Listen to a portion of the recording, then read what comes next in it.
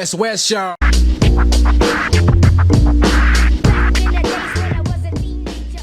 Welcome to the West, my bro. Still seems unreal, bro. Seeing you in the flesh, to be honest, brother. Nah, bro, nah. If we get a little fanboy, then Hey? we'd apologize before we apologize now. But King Dave, brother, thanks for coming on the Back 115, man. I mean, you know what, your podcast, you know, it's been a journey for you, man. I can see it when I watch it, man. But for you to have a podcast like the FELON Show, to shine a light on what's going on with everything with our people, you know, in Australia, getting incarcerated and coming out, and the whole journey around that, and with your own experience too. But man, congratulations on your podcast and how big it's become now. Yeah, no, I appreciate it, Cam. I appreciate it, boys. I appreciate all the love, and same in return. I really appreciate you guys inviting me to come down and have a yarn.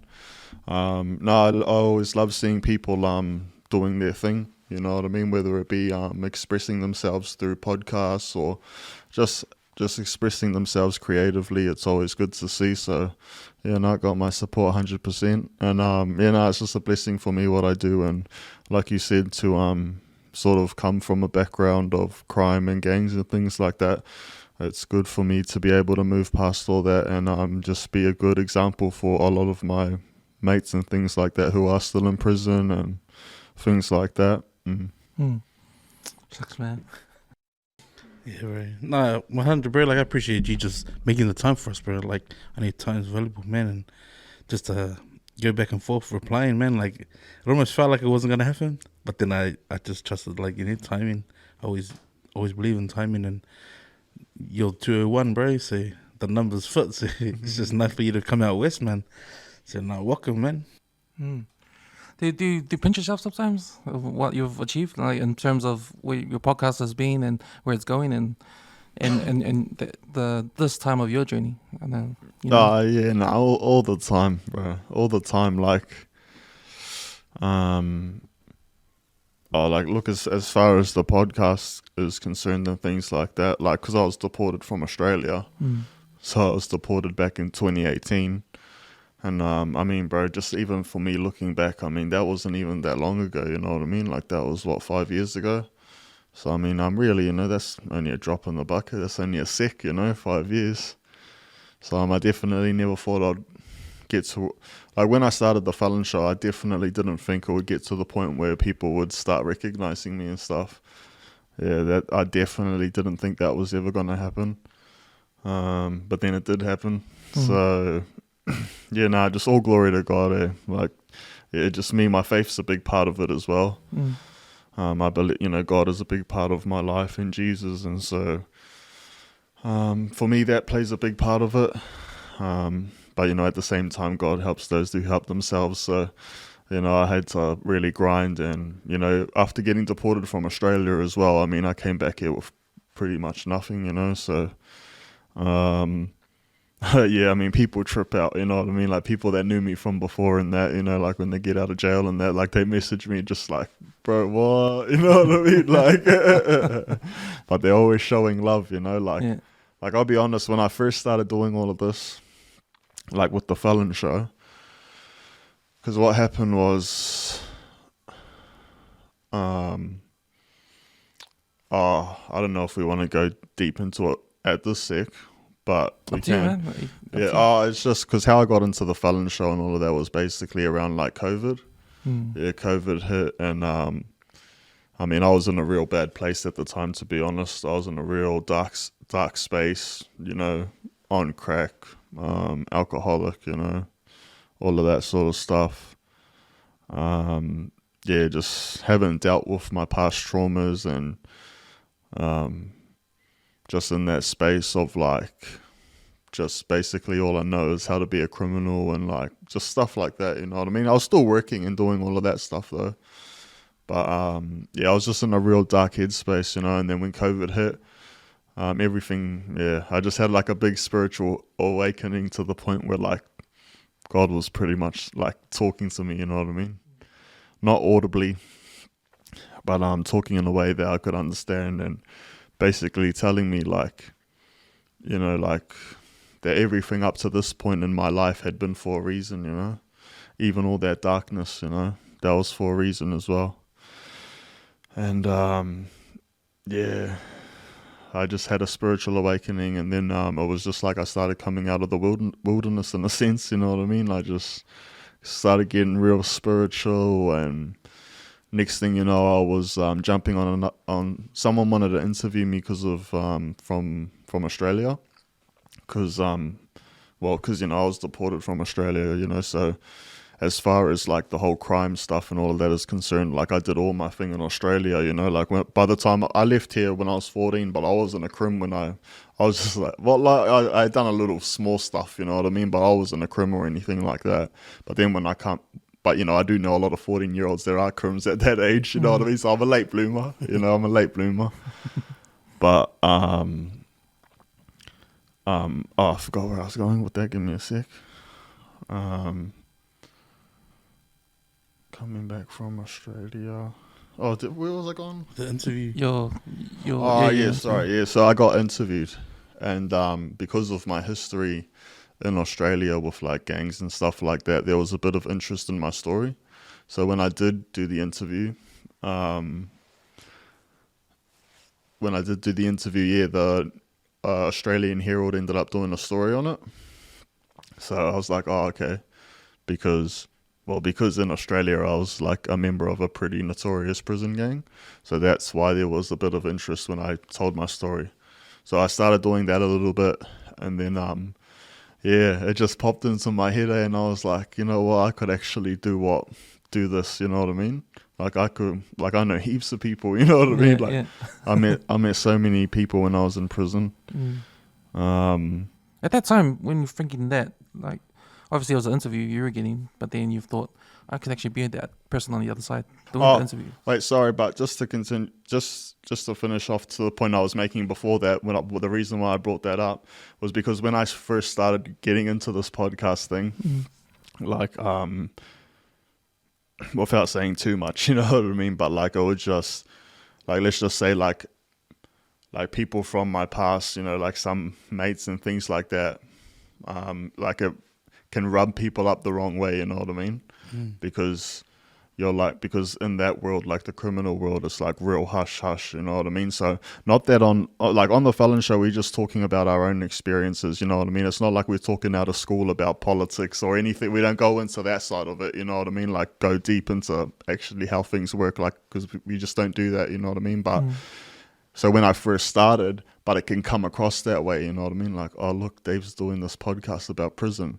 Because, you know, if you're in jail and hear something like that, like alarm bells ring, like it would have for me if I had heard someone like something like that in jail, like, hey, like Dave's doing a podcast out, like talking about jail, like, hey, like, what's that mean? You know what I mean? So like, but some boys had my back, some didn't, you know what I mean? But that's just how it is in that sort of a situation, you know? But I just went along with it. I started sharing my story. I had other boys jumping on, sharing their stories. And then, it just all worked out in the end, you know what I mean? It all worked itself out, and now a lot of the boys, you know, get out of jail and they're just like, man, good on you, you know. I still speak to a lot of boys in prison and that as well. Just telling them what I'm doing and that, and but yeah, it's just buzzy. Yeah, like I said, you know, so people trip out, you know, when they see what I'm doing now. They're just like, what? You've got a couple of episodes that you took for your experience being in prison. I remember the one you talked about being in, is it Arcadia or something? Acacia. And you talk about, you go in detail about what it's like to be in there. Yeah. Like they call it the slot or something. And, yeah. And the different rooms and and then, you know, it's that kind of stuff. Like, how do you, like when you talk about, you know, you're feeling like people might not agree with what you're going to say, what you're going to talk about on this podcast. Like, how do you go through that process of knowing what to talk about? And so that's basically what I do share about prison. Yeah. So what you're talking about there is, I was talking about when I was in a Supermax unit in Melbourne, and I detail what it's like to in the unit, as in Like, this is when you wake up. This is when you go to the gym and stuff like that. Like, stuff like that. Talking about that, that's nothing. You know what I mean? Right. Like, that's, you know what I mean? Like, that's just talking about the layout. You know what I mean? It would be different if I was saying, all right, I was in there. I'm with this gang. All right, the next guy, the next door neighbor, he's with another gang. So, and now we're disputing these two gangs, but I'm not saying gangs, like I'm mentioning the actual names. Like, that would be something that would be like, oh, well. But the thing is, when you hear someone's doing something about prison, you would automatically think, oh, he's telling them like the deep stuff, you know what I mean? Like, that's what I mean. But like talking about a unit and how it's run and all of that, like that's like, it would, yeah, it's sort of hard to give an example, man. But it would be like talking about like gang politics and saying, oh, this gang doesn't get along with that gang in there. Right. That would be saying too much now, you know what I mean? Because I could do that, don't get me wrong. Yeah. Like with my show and that, I could just start talking about all of that sort of stuff. And don't get me wrong, it would probably get me even more views. But like I wouldn't do anything like that, you know what I mean? Like start talking about people and like naming names and like start doing all of that stuff. Like to me, that would be, because to me, that wouldn't even fit the purpose of what my show is about anyway, you know what I mean? Like, because my show's more about like just speaking the truth and the harsh realities. I mean, that unit I was talking about there, Acacia, I mean, that like, bro, when I was in that position, it was just, you know, it is what it is. But thinking back now, you know, those conditions are pretty harsh, bro. Like you see people like lose themselves mentally in there, you know what I mean? Like people have mental breakdowns in there. You know, people screaming at night, you know what I mean? Like it's not a nice place to be, like those sorts of places, you know, so. But at the same time, I didn't do a nice thing to get there, to be put there, you know what I mean? So, but yeah, so it's just more speaking about the realities and of prison life and just about my own walk as well, of how I haven't gone too deep into my own walk, to be honest. Like in my own show, I have in the past, like I was saying with my first interviews and that sort of stuff. But yeah. You know, I was just thinking how you filter out what to talk about, what not to talk about. You talk about the gang politics and that, and then you talk about describing what it's like to be in that sort of prison, and that sort of unit. Like, man, when I heard that about the stories about how you say when the guys on the top tier or something, they fill their cells up with water, and then they just, you know, that's kind of thing of crying out for help kind of stuff, eh? Or that kind of, man, it just shows me the brutality of what happens in those kind of places, eh? And then I wonder, rehabilitation, like, is that even a thing? And that sort of thing. Because when I think about when you talk about these units, these, what do you call it, Supermax, the Supermax, like solitary confinement. That, like, when I think about that, when you talk about that, I think about those American movies, how they have those, you know, how they have those prisons and have all that kind of stuff. Yeah, they're not as full on as those ones. Like those ones in America are full on, you know what I mean? Yeah. But the ones in Oz are full on as well. They don't give me, like any sort of condition any sort of place you're in where you're being kept by yourself for an extended period of time. Like that alone will alter how your brain works, you know what I mean? Like that's like proven, you know, like psychologists and that have looked into that and like the effects of what solitary confinement does to you and stuff like that. I mean, in America, that's a bad example. That's like the worst case scenario. That's the worst of the worst in America for sure. But yeah, I mean, yeah. Like, and it feels like Australia is doing the same thing. Oh, yeah, no, for sure. Well, they'll be doing that here to some extent as well. I mean, the prisons here are no playground. You know what I mean? Like, the prisons here in New Zealand are no playground either. But, like, being kept in, like, what you were saying about, so in places like solitary confinement, like, we flood the cells and things like that. So flooding the cells, basically, so all the water comes out and, like, it basically just causes havoc for the officers. People light their cells on fire while they themselves are in it, so that the screws will open the doors, so that they'll get a chance to attack the officers. Because that's why people do it. Because then the officers open because they have no choice. Because if you've lit your cell on fire, But then the thing is, you have to stay conscious as well. You know what I mean? Because you're in a little small space, and like if your mattress is on fire, like you're gonna be roasting, like, you know, because what people do then is they put their heads in the toilet and they can breathe through the toilet. Like there's a whole thing to that as well. But like this is the sort of stuff people do in there. But yeah, the unfortunate thing, like for me, like even now, you know, because I've seen it so much in there, you would just consider that pretty normal. You know, and that's unfortunate, you know, but I mean, like I said, I still talk to people in prison. Man, I got boys in there that's been in solitary confinement for like 5 years straight, you know, longer even. So this is like no human contact, you know, so this is like, so, but even when I speak to them now, you know, there's always boys doing hunger strikes and doing this and doing that. It's just a never ending war zone type scenario, like us versus the screws type thing, which I've been a part of, don't get me wrong. Like I've been in those situations. Like, man, I've thrown like piss on the officers, and like been run in on, bro, by like riot squad, and, you know, get beaten up and all of that. And so, but yeah, like I said, you know, and there it just becomes normal, you know. So, but in saying all that, man, I'm rapt to be out here and, you know, be kicking back out here like this, you know. That's why I really enjoy it, you know, and I definitely ride for the boys and stuff, and, you know, all my boys inside and all of that. But everyone though, you know what I mean, like everyone that watches the show and things, like I get so much support, it's crazy, honestly. Like I get a lot of people, honestly, like a good portion of the show are people reaching out asking me if they can jump on the show, you know. Yeah. So a lot of people reach out wanting to share their story and stuff. And so but like I said, you know, humble beginnings, you know. I started my first interview that I did. So this is when I'm going through that whole spiritual awakening, you know. It's COVID's going on, you know, and just all these questions and stuff like that. And so I interviewed one of my boys that I had done, one of the boys I had done time with in Melbourne, but he was a deportee as well, but he was my old celly. But before he went to, he was from Rewa, but before he went to Australia where I met him, he was like he was a blood, like from here.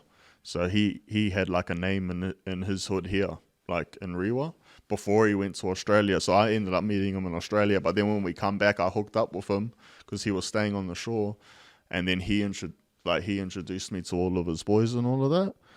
And so but he ended up jumping on the show, man. He had like just gotten out of jail. He was on bail and like awaiting sentencing and all of that. But I was like, bro, do you want to jump? I was like, man, I started the show in that. I started the show, man. Because that episode's pretty raw already in the garage. That one. I was like, bro, jump on the show with me, man. I started the show, and I called it the FELON Show because, like, in jail and that, because in solitary confinement, when you're there long enough, you get a TV and all of that if you stay out of trouble and all of that. And at lunchtime, the Ellen Show used to be on, you know. But we just used to joke around and call it the FELON Show. Yeah, we just used to have a laugh. And then when I started the show, I was like, oh, I'll call it the FELON Show for a laugh, you know.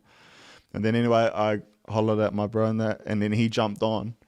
And then because I was just like, oh, you want to jump on my show? Like, I haven't even got a show yet, you know what I mean? Like, so he doesn't even really know what it's about either, you know what I mean? So he's just jumping on, just being a mate and all of that.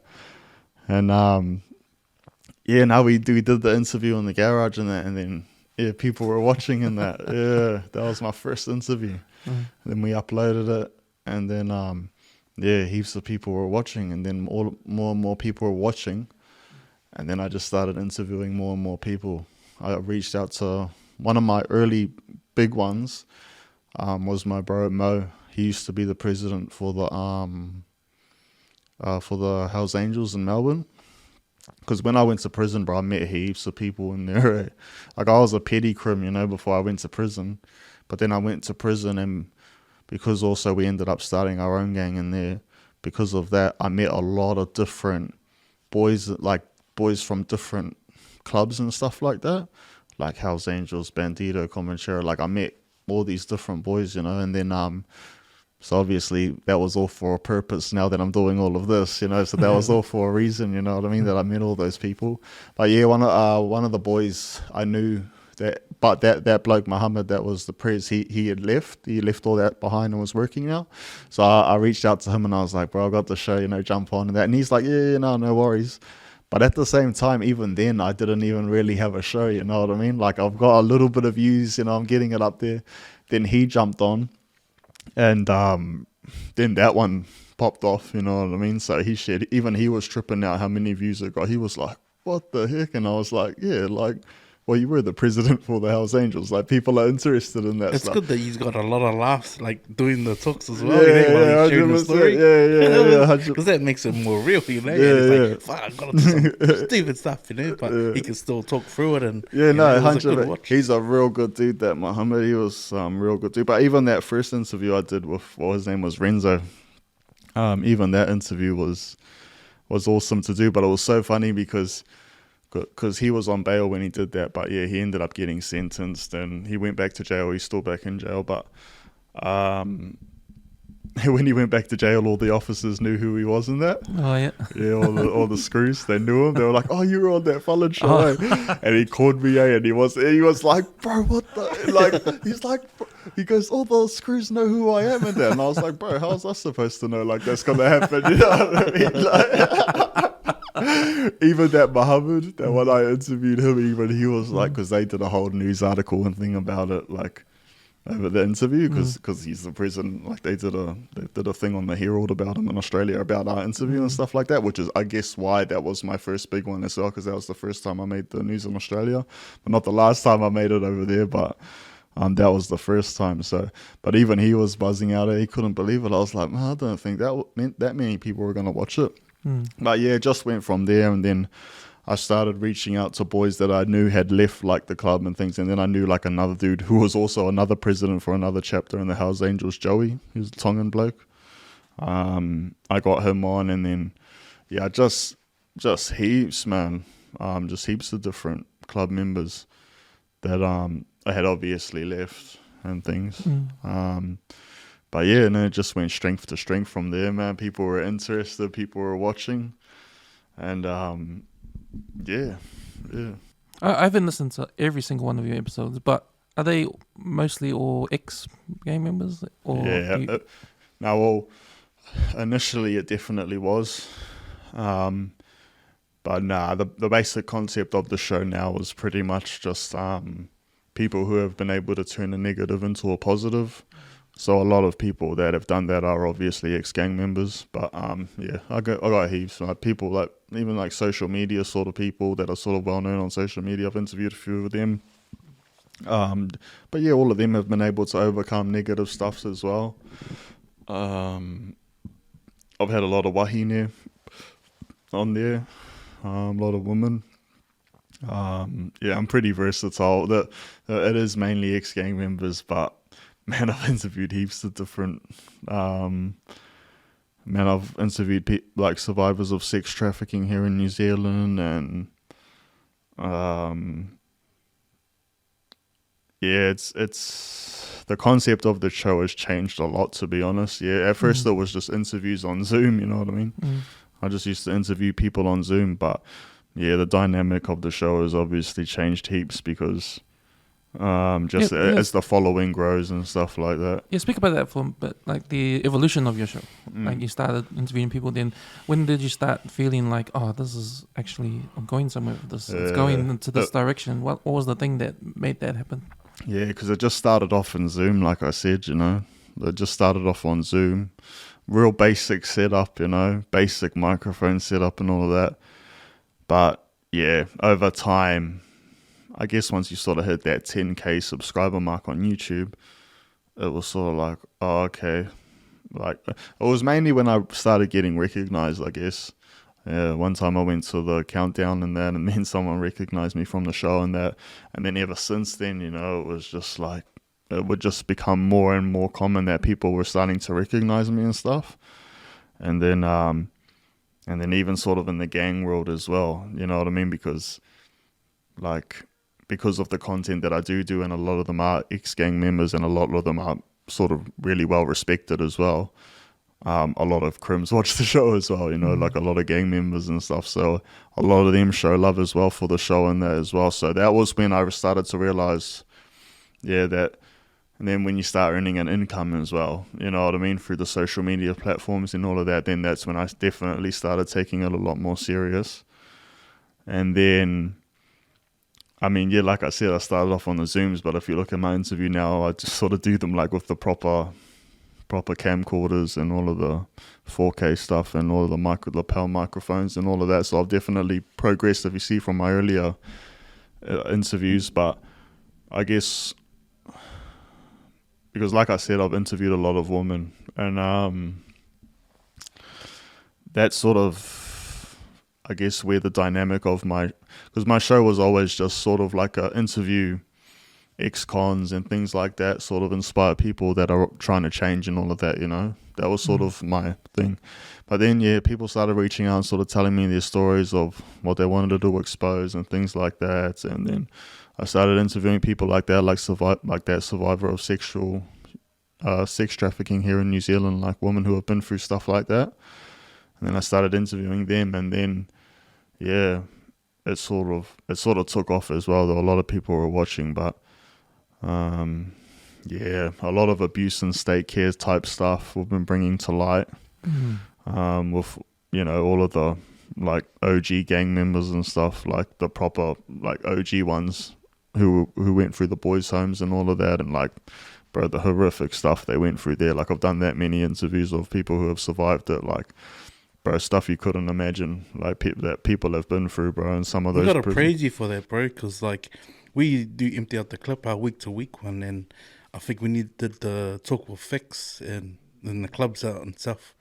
Like, to me, like I cried watching that, because it is real, and it's stuff that, like, you know, it's something that the government sort of did to our people, and like, you know, it got swept aside and under the carpet sort of thing. So for you to be able to go in and record it and get it on film was massive, bro. Oh, bro, that was huge, man. Like, it's got media attention over here. Like that, Massive attention. That's what I mean. Like, that sort of stuff, you know what I mean? Like, bro, to be honest, like the show has opened that many doors for me, man. Like, I'm so blessed, you know what I mean? Like, I got to pinch myself, you know what I mean? Like, I'm just super grateful, you know. But to have the show, and like I said, you know, a lot of gang guys watch, a lot of crims and stuff like that, because the reality is, bro, like, the times are getting hard out there, you know what I mean? And even a lot of gang members are realizing that, you know. So, you know, as things getting more expensive and more people struggling out there, you know, people are starting to wake up to what's really going on, you know, and we shouldn't really be fighting each other and things like that. So people are coming together, and also coming together around events like that, like abuse and state care, which is huge, bro, you know what I mean? Like, people need to understand what happened in those sorts of places. And, you know, for me to be allowed to film in that place, like, because, bro, you can't just walk in there and film, you know what I mean, bro? Like, so there were a lot of OGs there, and you know what I mean, bro, that was so humbling that day, bro, just to be able to walk up in there and, bro, have like double OGs like walking up to me, like shaking my hand and stuff, saying like good on you and all of that. And like, bro, I was tripping, you know what I mean? Like, guys that I heard about, you know, when I was younger and that, you know, like, they made movies about some of these guys, bro, you know. Now these are like people are hard out respected, you know, and they were like coming up to me, shaking my hand, you know. So no, it was so humbling that day. And just to be able to interview people like Feats, you know, like, bro, he's an OG, you know what I mean? Bro, from way back, you know, like, just, you know, because, like, not to toot my own horn, bro, but like some of those guys I've had on the show, like, bro, they wouldn't be interviewed by anyone, you know what I mean, man? Like, they wouldn't jump on any sort of show to talk about anything, you know. So again, just for me to be in a position where people like that are like, oh yeah, I'll jump on your show, and it's just like, bro, it's so humbling, you know, and just such a privilege for me. And then also when they see the reaction and see so many people watching and commenting, like, they trip, you know what I mean? They're messaging me like, bro, what? Like, look at all these, like, you know, hundreds of comments, you know, thousands of likes. They're just like, they're tripping, you know. So again, that's even more humbling, because I'm just like, bro, it's just awesome for me to be able to do that for those sorts of people.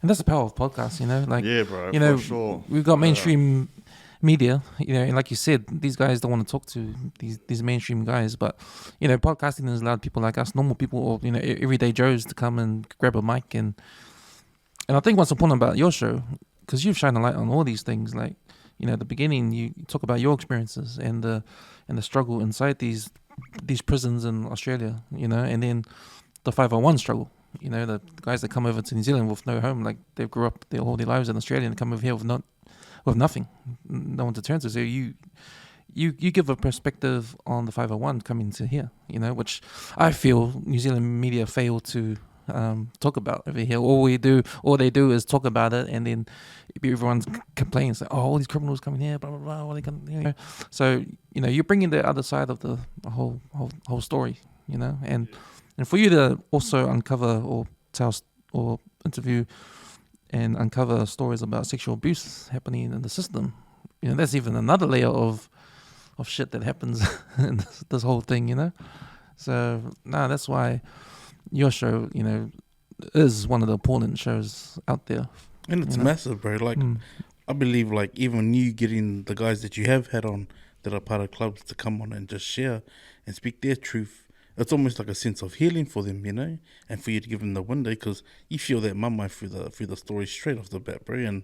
And that's probably why a lot of people that do watch resonate with the stories that you share, because it's untold, you know what I mean? Yeah. But for you to provide that window is massive, bro. And that's why I'm moved by everything. Like, every time I watch one, I'll mention it on the Empty Out the Clip, because it's like, people go and watch it, man, because these are our stories, and the main media ain't gonna put their billions of dollars to set it aside to come out and interview us.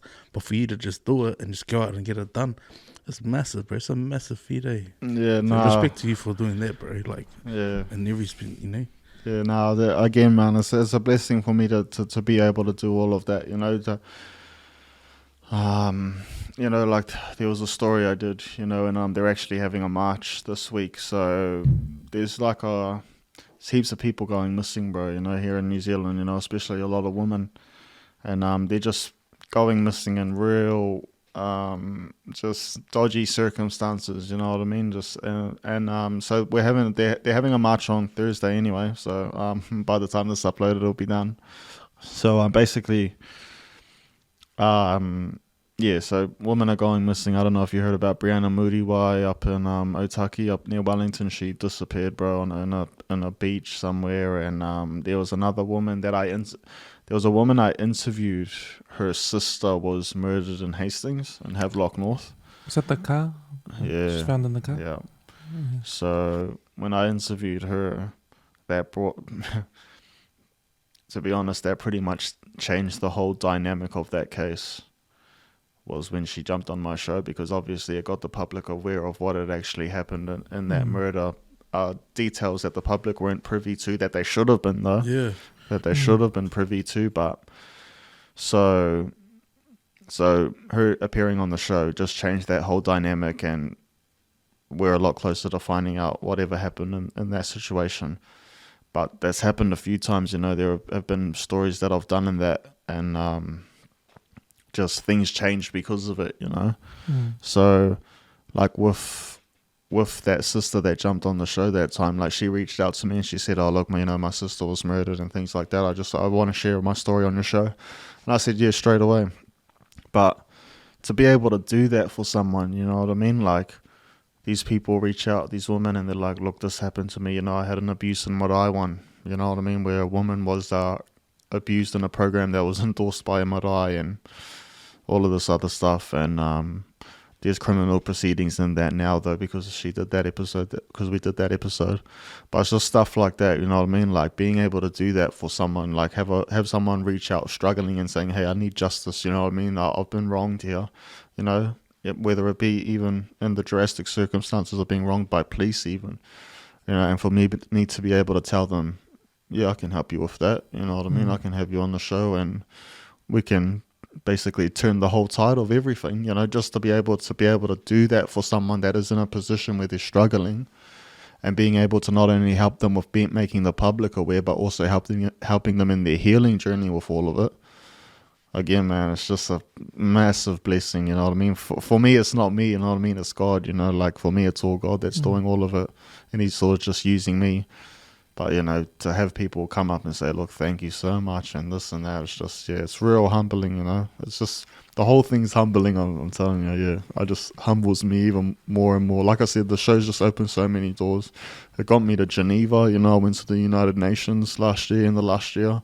Bro, that wouldn't have happened if it wasn't for the show, you know? Talk us through the trip, man, because I was watching, man. And yeah, that was huge, that was dope, man, you know? I remember like, you saying, I won't know in a million years I'll be here. yeah, You I know. I never it thought was a world history too, the 251s. Yeah, I know, yeah, because that was with this lady, Felipa, who's a 501 advocate. She does a lot of work around the 501s and people in detention centres, and the other bro as well, Moses.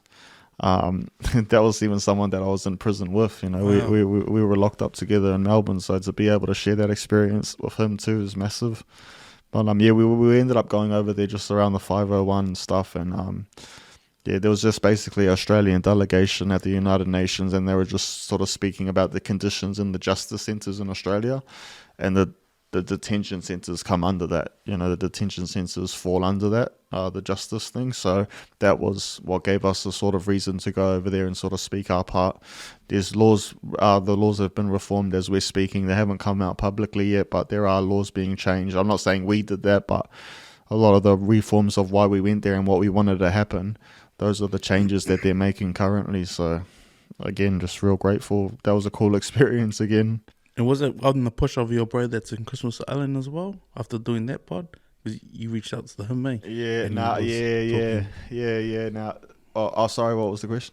because you interviewed your bro that's stuck on Christmas Island, and he pretty much said how it was, and just him being stuck there, right? Yeah, for all sure. the other inmates that were sort of in a similar situation. Yeah, for sure. I mean, yeah, that's one that I've interviewed, but yeah, I got a few boys in the detention centres in Australia, but yeah, it's a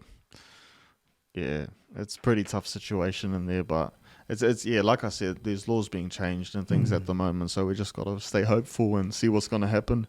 There might be more chances of people being allowed to stay in Australia, you know. That's part of the laws that they're changing, and also that we might be allowed compassionate re-entry back into Australia. Yeah. Upon, if you know, we can sort of prove that we can be an asset to the community and things like that, maybe like a temporary visa to go back or something like that, but they're talking about that at the moment, so just have to see, just wait and see. So it was 6 months ago you guys went to Switzerland for that? Yeah, November we went. Yeah, November. And what have you heard so far, like up until this point, of what you guys did? Anything coming through? I mean, you said that they think that Australian government now talking about what to do there. What's the next step? So, also at the moment we're just waiting for them to say what the law changes are. Yeah, so they've made law changes, the ones that I just said about more likely to stay in Australia and also compassionate re-entry back into Australia. Yeah, so we're just waiting for them to see what they're going to say, but they have said that they've made amendments to those laws. So yeah, so I mean, it's the best possible result really, so we just gotta wait. And then the New Zealand side of things with our government over here, like they're trying to, obviously it's been in the paper and they're trying to stop the 501s coming over. You know, like what are your thoughts around that, around the New Zealand side of things? That's a tough one, you know. That's a tough one. Because, you know, if Australia are sending people back, really there is nothing that New Zealand can do. But what New Zealand can do is help a bit more when people land. You know what I mean? Yes. Well, that's the only thing New Zealand really can help with is accommodation. Because at the moment it's real negative when the media, New Zealand media, talk about that topic, because you know they're making the public think, oh, we don't want them here. You know, it's that angle. They're coming from that angle, and like, man. So you know, another reason why your show is. I know what you mean, bro. You know, the media's. It's a tough situation, bro, because like when you come back here to New Zealand from Australia, if you got no support, you'll get put in emergency housing. So emergency housing is the worst, man. You know what I mean? Like it's it's the pits, man. You know, like I know boys that came back and they had no support and they had to stay in emergency housing, and bro, there's drugs everywhere. No, bro, it's not it's not, you know, domestic violence and people yelling and screaming like that. So if you've got no support, that's where you're going to be put. Like, there's no two ways about that. And there's a lot of guys that moved over when they were kids, so they have their family. Well, so and then to be put in a place that you're surrounded with drugs, and bro, you've almost got zero chance at all, man. Yeah. You know, you've almost got zero chance at all. So that's what we're trying to bring to light and things. I mean, obviously there is a housing crisis and all of that, and bro, because the deportation stuff is just one thing here in New Zealand, bro. I mean, mate, it's across the board, you know. I mean, man, people are struggling out there at the moment, bro. I mean, gang crime, gun crime, man, it's through the roof.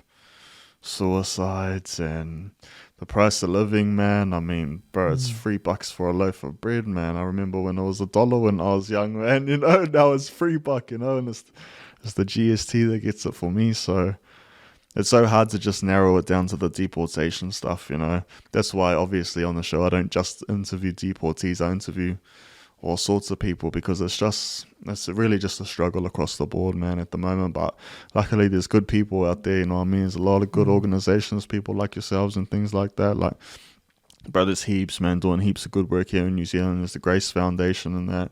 I used to work for the Grace Foundation, so they sort of work with prisoners and things like that. I mean, aside from the podcast and stuff, like that's the main thing I do, is the FELON Show. But I also do a lot around rehabilitation and just going around to different groups and rehabs and things, speaking to the guys and all of that. That's definitely what I'm big on. Yeah. Mm. You know, with our system here, our prison system in New Zealand, like, I know you've got an episode. I saw an episode that you had a talk about the difference between Australia and New Zealand. Like, what'd you get from that? What'd you learn from that one? Oh, the prison system? Yeah. Oh, I've never been to prison here in New Zealand. But from talking to other people. Oh, bro. Yeah. Yeah. Yeah, like talking to other people and all of that. Oh, yeah. I mean, prison's prison, I guess, man. I mean, I heard the prisons here are pretty tough. Prisons back in Australia are pretty tough as well. But I guess with Australia, it's a lot bigger, you know, because in jail, when you go in jail in Australia, it's like you've got, because over there, like the islanders and all of that sort of stick together in a sense, you know what I mean? So like Māori, Samoan, Tongan and all of that, they're just sort of considered one group there. And then you got the Aboriginals and the Lebanese and the Italians and the Africans even. There's heaps of different ones. But here, obviously, it's just mainly islanders and Māori and that. So, yeah, I don't know much about the system here. Yeah. So, yeah, I can only really speak on Melbourne. So, yeah, I'm grateful. Like, since I come back here, like, I've had no convictions for nothing, you know. Like, I started again, and I'm just blessed, man, that I was able to keep my nose clean and, yeah, sort of to start fresh, you know. Yeah. I was going to talk about with the detention centers in Australia. Like I remember hearing the episode you're talking to Philippa about you're in prison and then you go to these detention centers if you're going to get deported, you know, and then you talk about how these the private, because the prisons are private there, eh? Or there's some private. Yeah, some are private, yeah. but the detention centers are private. Like Christmas Island is private. They're run by Circa. Yeah. So it was like 10 grand a prison or something that they make. Oh yeah, no, it's like well, it goes yearly. You know, so they obviously. So obviously that's an incentive for them to have people come in, because it doesn't make sense to me that because say if you're a New Zealand citizen but you've lived in Australia for a long time and then you do crime and do the time, they put you in prison in Australia first and then they deport you, but they don't deport you first so you can come to prison here. They won't do that because they need to make money. Yeah. So that's why you're in the prison system over there. And then there's another tier like a detention center to get deported, which is another way to make money, right? So Yeah, it doesn't make sense. I mean, when you start looking into the core of it and like the justice system and how prisons work and like privately owned prisons and that are owned by like companies like Serco and like heaps, man, G4S, GEO. These are like $1 billion almost companies, you know, that run the prisons. Because, like you just said, because they get paid per inmate. So this is the prison system and the detention centres, you know. So I think here in New Zealand it's 160,000 a prisoner. So what that means is that the government gives private security firms like Serco $160,000 an inmate. But I'll tell you now, it'll be lucky that even half of that will go to the inmate. You know what I mean? Of what actually it costs to look after a prisoner. So that means that the more prisoners they get inside places like that, the more money that they're getting, because it's a privately owned company, which means there are shareholders.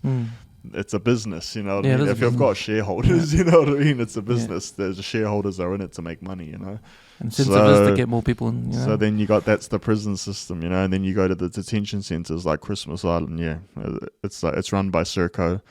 The detention centres, they get even more than what a prisoner would in the prison system. I think it's like, during COVID, they were getting almost $1 million a prisoner, a detainee at Christmas Island.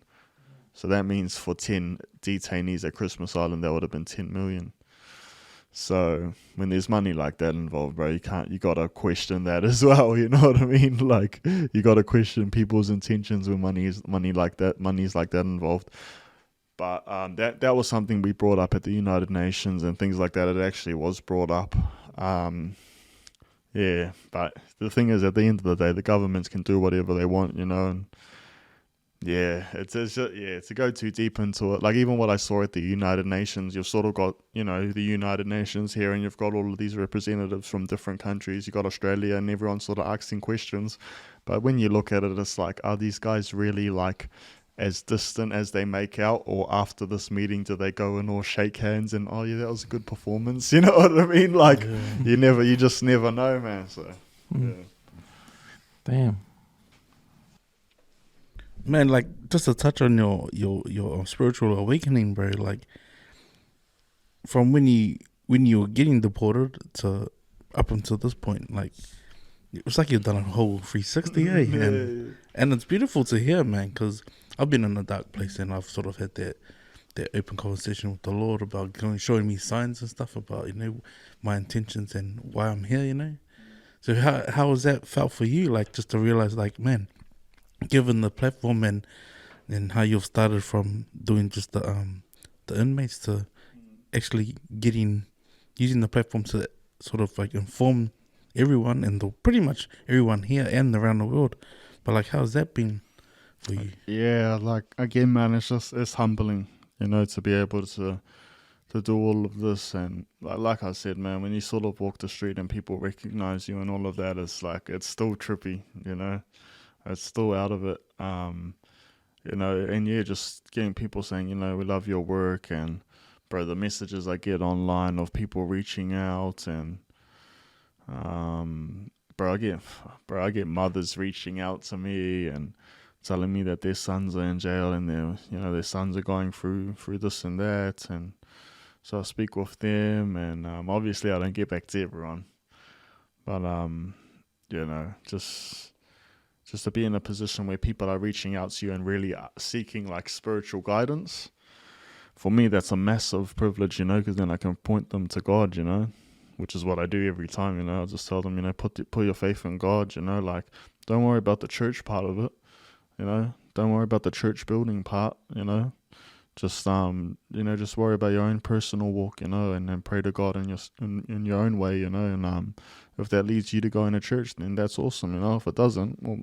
at the end of the day, the church isn't going to save you. It's God that's going to save you, you know. So for me as a Christian to be able to be in a position where people are coming and asking me for help, and for me to be able to point in the direction of God and things like that, yeah, it's just bro, I cry all the time, bro, I swear. Honestly, I never shed so many tears in the last 2 years, you know. Honestly, sometimes some of the messages I get, I mean, and bro, I mean, it is tough. You know, I've done some pretty tough interviews, heard some pretty heartbreaking stuff. It does take a toll for sure.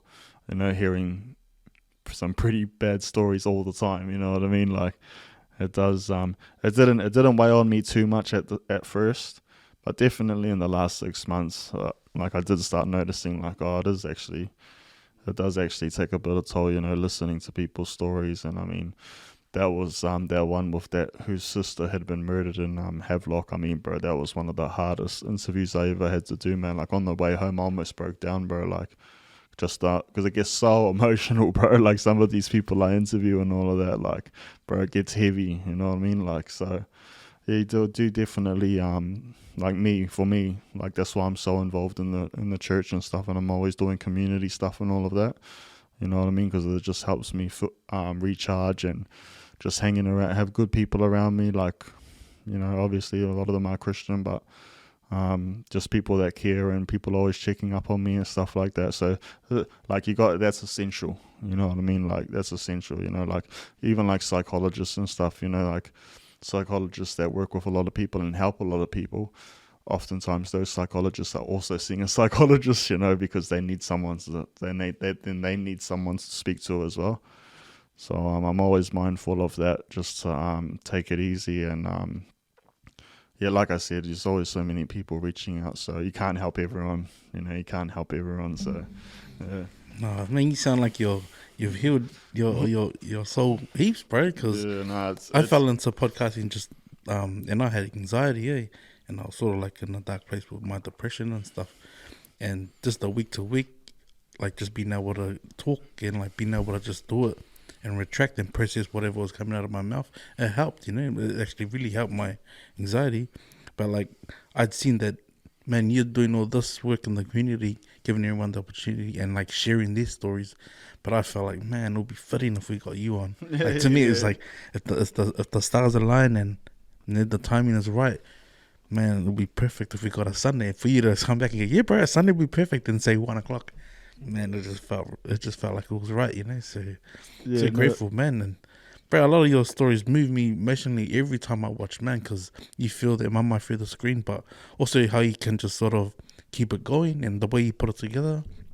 So you must spend hours and hours, just like the bro here that spends a lot of time editing and stuff. Like I said, man, that's why I just got so much respect for anybody that's sort of in the creative space of, you know, creating, you know, whether it's online or, you know, in real life or whatever. You know, it's just because you guys know what goes into it and all of that, you know what I mean? Like, bro, I love it, you know, like, bro, as soon as the interview's done, I'm already editing, you know what I mean? Like as I'm filming, I'm already like editing it in my head, you know what I mean? Like, that's why, like, I'm just always uploading. Like, bro, I'll do an interview and upload it like the next day. Like, I've done all of that just, bro, non-stop, just hours on my computer. Because, yeah, I enjoy it, you know what I mean? I really like editing it and then, like, just seeing it come together. And, yeah, it's just a cool way to express yourself, you know? Like, I get into all of that sort of stuff, man, like poetry, even writing poetry. I've gotten a bit slack on that one, but I'll get back into it. But, yeah, that's why I love you, like I said, man. You know, what you guys are doing, I love people that do stuff like this, you know, because more people need to do it, you know? And, yeah, there's a market out there, you know. There's definitely a market out there for this stuff. To be honest, I think what helped me with my one is because I came from Australia. Like, to be honest, like with my FELON show, and I think what really helped me is because I came from Australia, like, all my connections were in Australia, you know what I mean? So even when I first started, most of the people I interviewed were either in Australia or had been deported from Australia, you know. I didn't know too many, like, of the New Zealand gangsters yet, you know what I mean? Like, I hadn't met them yet, but through the show, then I started meeting heaps and more and more and more. But yeah, it's just yeah, forgot where I was going with that, actually. I do that a lot. I forget where I'm going with things a lot. But yeah. You know, when I think about the work the social workers do in the field, and people that help people that come out of jail and try to come back into society, like that kind of work, I feel like man, your show just did like 10 years, 20 years of work in the past, and all in one space of 2 years. Yeah, just in your show, man. You know. I know. And when I think about, when I talk about New Zealand media and these journalists trying to get the stories in there, like a part of it is because they're not brown faces and they're not people that have that experience like you have. And when I spoke about podcasts having a platform that anyone can just jump in and do, like allow someone like you with the same experience of these guys have gone through to come and, they're comfortable telling their stories because you've been through it, you know, and that's half the battle. Of getting these stories up there, you know? Yeah, I know. And it is. with the Havelock thing, like we talked about that story on our podcast, Empty Out the Clip, but the reference for me was wasn't in the news. There was I think it was in Stuff NZ, that story. But then they got that story from your podcast, right? Was that the... Yeah. That wouldn't be a story if it wasn't for... No, that's not. See, like, that's what I mean. When we did that interview, it completely changed the whole shift of how that case was being handled. Which, if she hadn't have done that interview, that wouldn't have happened.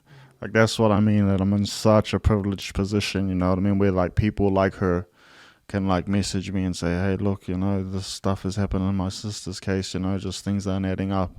And I can just be like, well, yeah, just share your story, you know what I mean? Like, that's why I'm just so grateful to be able to help people like that, because some of these people, I look at them and it's like, man, if it wasn't for my platform, their story wouldn't have no one would even know. Exactly. But that's scary in a way, you know what I mean? Because then it's like, man, more people need to be doing this, you know what I mean? Like, in the sense of really trying to get these stories out there, because, yeah, like I said, like, so many of these stories, if it wasn't for the show, like, bro, it'll still all be in the darkness, man. No one would even know. And I reckon it talks to the mistrust of New Zealand media or the media itself. Look, because the thing was with the media and that as well, though, is that you got a lot of good journalists, but the thing was, through my work as well, like I've met so many people now, you know what I mean? Like, bro, I get MPs that reach out and stuff, you know what I mean? Man, I had like Kitty Allen, the MP for the Justice and all of that. She reached out to me, like, to have a meeting about like how things are running, all of that, like, so like, and then even in the media, I speak to quite a few people in the media nowadays as well. But the thing with them is because they work for whatever, because basically all media is run by one company, really. When you look into it, anyway, they're all owned by the same people, anyway. But let's say they work for these different media things, and then like, it's just they don't. They can come with a story, but if the editor says no, it's a no, you know what I mean? Whereas I don't have that restriction. Well, we don't have that restriction where no one can tell us, oh, you can't talk about that, you know what I mean? Like, with that article, bro, like, with that sister, with the Havelock North thing, bro, no media company would have gone near that, you know what I mean? No, they wouldn't have gone anywhere near something like that. But when I heard that story, I was like, bro, we as a country deserve to know about those particular details, you know what I mean? Because it's an outrage, you know, and yeah, it's just scary when you think about what's the sort of stuff that they are actually hiding from us, you know what I mean? When you really start thinking about it. I mean, I've got some episodes coming up, man, that with a few journalists and things like that, who have worked on some pretty well-known cases here in New Zealand, and unsolved cases here in New Zealand. And it's interesting stuff, to say the least. It's interesting why these cases go unsolved and things like that. So there's good people out there, you know, these journalists and things, you know, who have actually done the research, and I've come across their books and things like that, but they don't get a platform. Right. You know what I mean, bro? Like, it's just like, man, it's just stuff that'll blow your mind, you know, about how dark it actually is in this country. But in saying that, like I said, there's so many good people. Like I said, you know, with Grace Foundation and all of that, who work with people getting out of prison and things like that. It's hard work, mate. Like, see, like you said, man, because I'm in this position where, like, because the social media is so big now, I've been able to accomplish so much in what took them years, you know what I mean? Because a lot of people that run those foundations are that good people, but they're old, you know what I mean? Like, they haven't seen the value in social media and all of that. Like, to be honest, a lot of my interviews I got through the Grace Foundation, and I'm not sure if you've heard of them, but they're Yeah, they do good work. they do Solid. massive, huge work with Dave Latelli and that. His son's Brown Butterbean, the boxer. Yeah. He does heaps of good work too. But yeah, they do all of this good work, and I actually got a few of my interviews through them, through working with them. But yeah, it's hard work, man, what they do. You know, to be around the guys all the time, you know, and really getting in there and teaching, because I was teaching a class there and everything, and I loved it though. But it's when I look at what I'm doing, I'm like, oh man, I'd rather do what I do, you know. But yeah, no, it's hard case, you know. Man Up, you know, they're another good one. They do a lot of good stuff. Yeah, there's a few around. Yeah, but check it out on the FELON Show. I've interviewed quite a few of them. So Yeah, I've noticed that the media now getting information of podcasts now, you know, of your one, and I see a lot. There's a lot of sports ones that happen. Like I know that they've if you see a story about a sports story on the Herald. And they get information from a podcast. Oh, I need to start doing more sports stories. I think that's where I'll hit next. I think I gotta get more sports stars on there.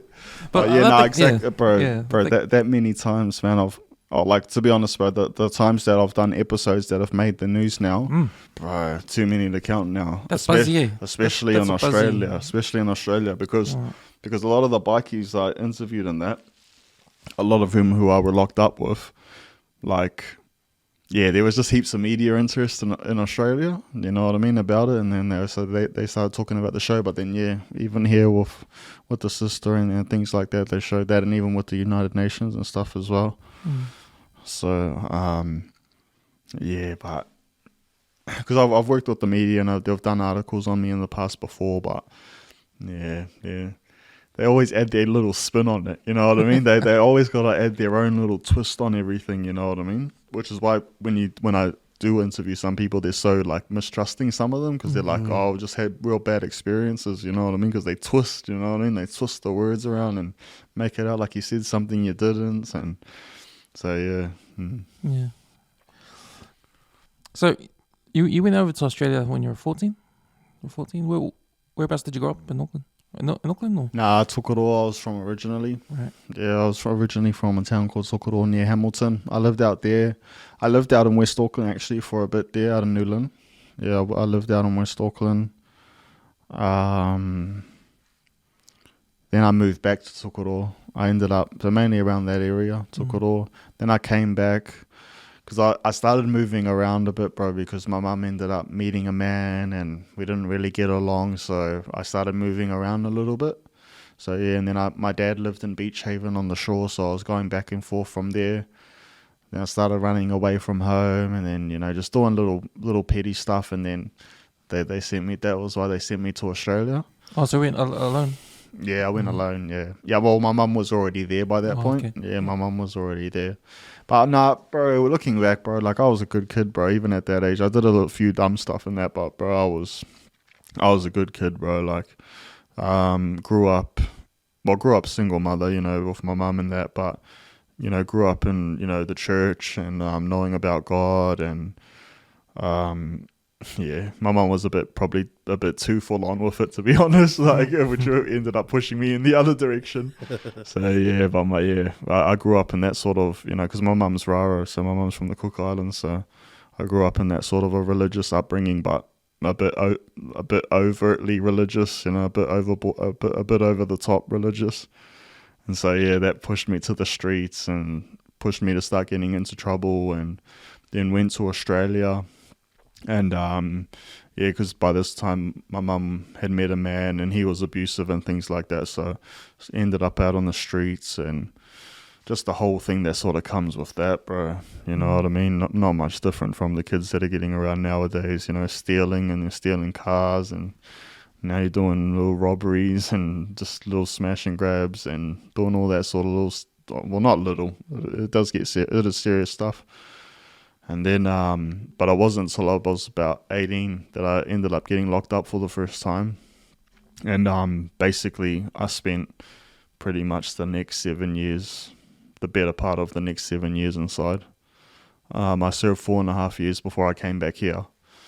So I got 4.5. And yeah, ended up getting deported back here. You know, when you talk to 501s that come here and come to New Zealand, and you talk about their struggles, what's a similar thing out of everyone that you've talked to, and reflect back to how you felt or your situation and your experiences, and there's a lot of how similar is it? That's a hard one to answer because I don't speak to a whole bunch of 501s nowadays, to be honest. Right.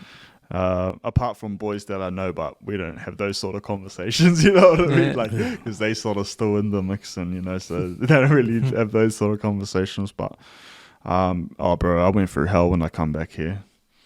Yeah, I was already going through hell before I even come back, you know, in prison, and through mental health problems that I was going through, and personal relationship problems that I was going through. And so by the time I came back here, I had my old man here.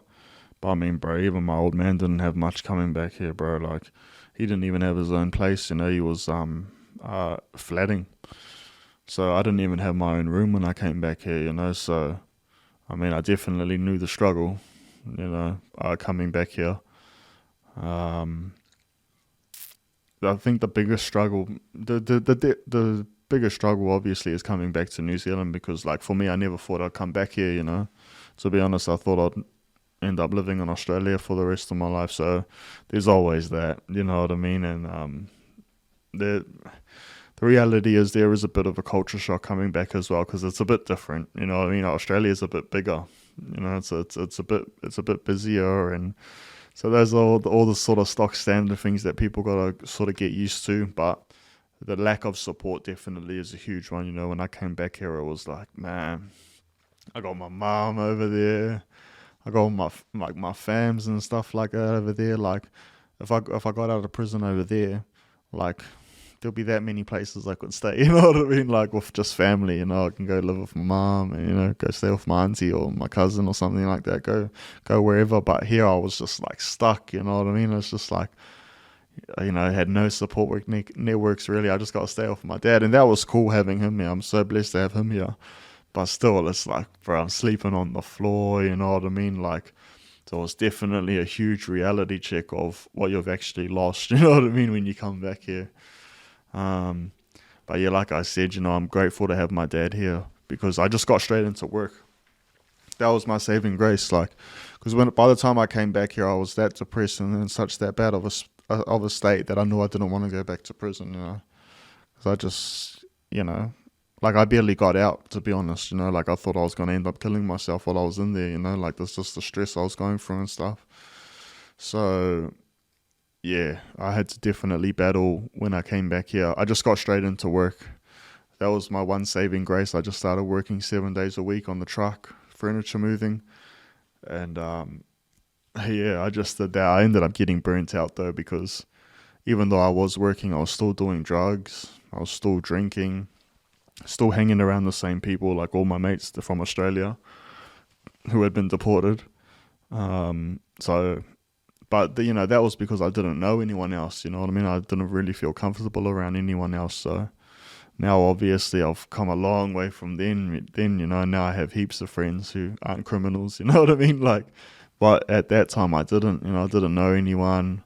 I'm only comfortable around other crims and stuff like that. So it's a long journey, man. You know what I mean? It's a journey that takes years, really.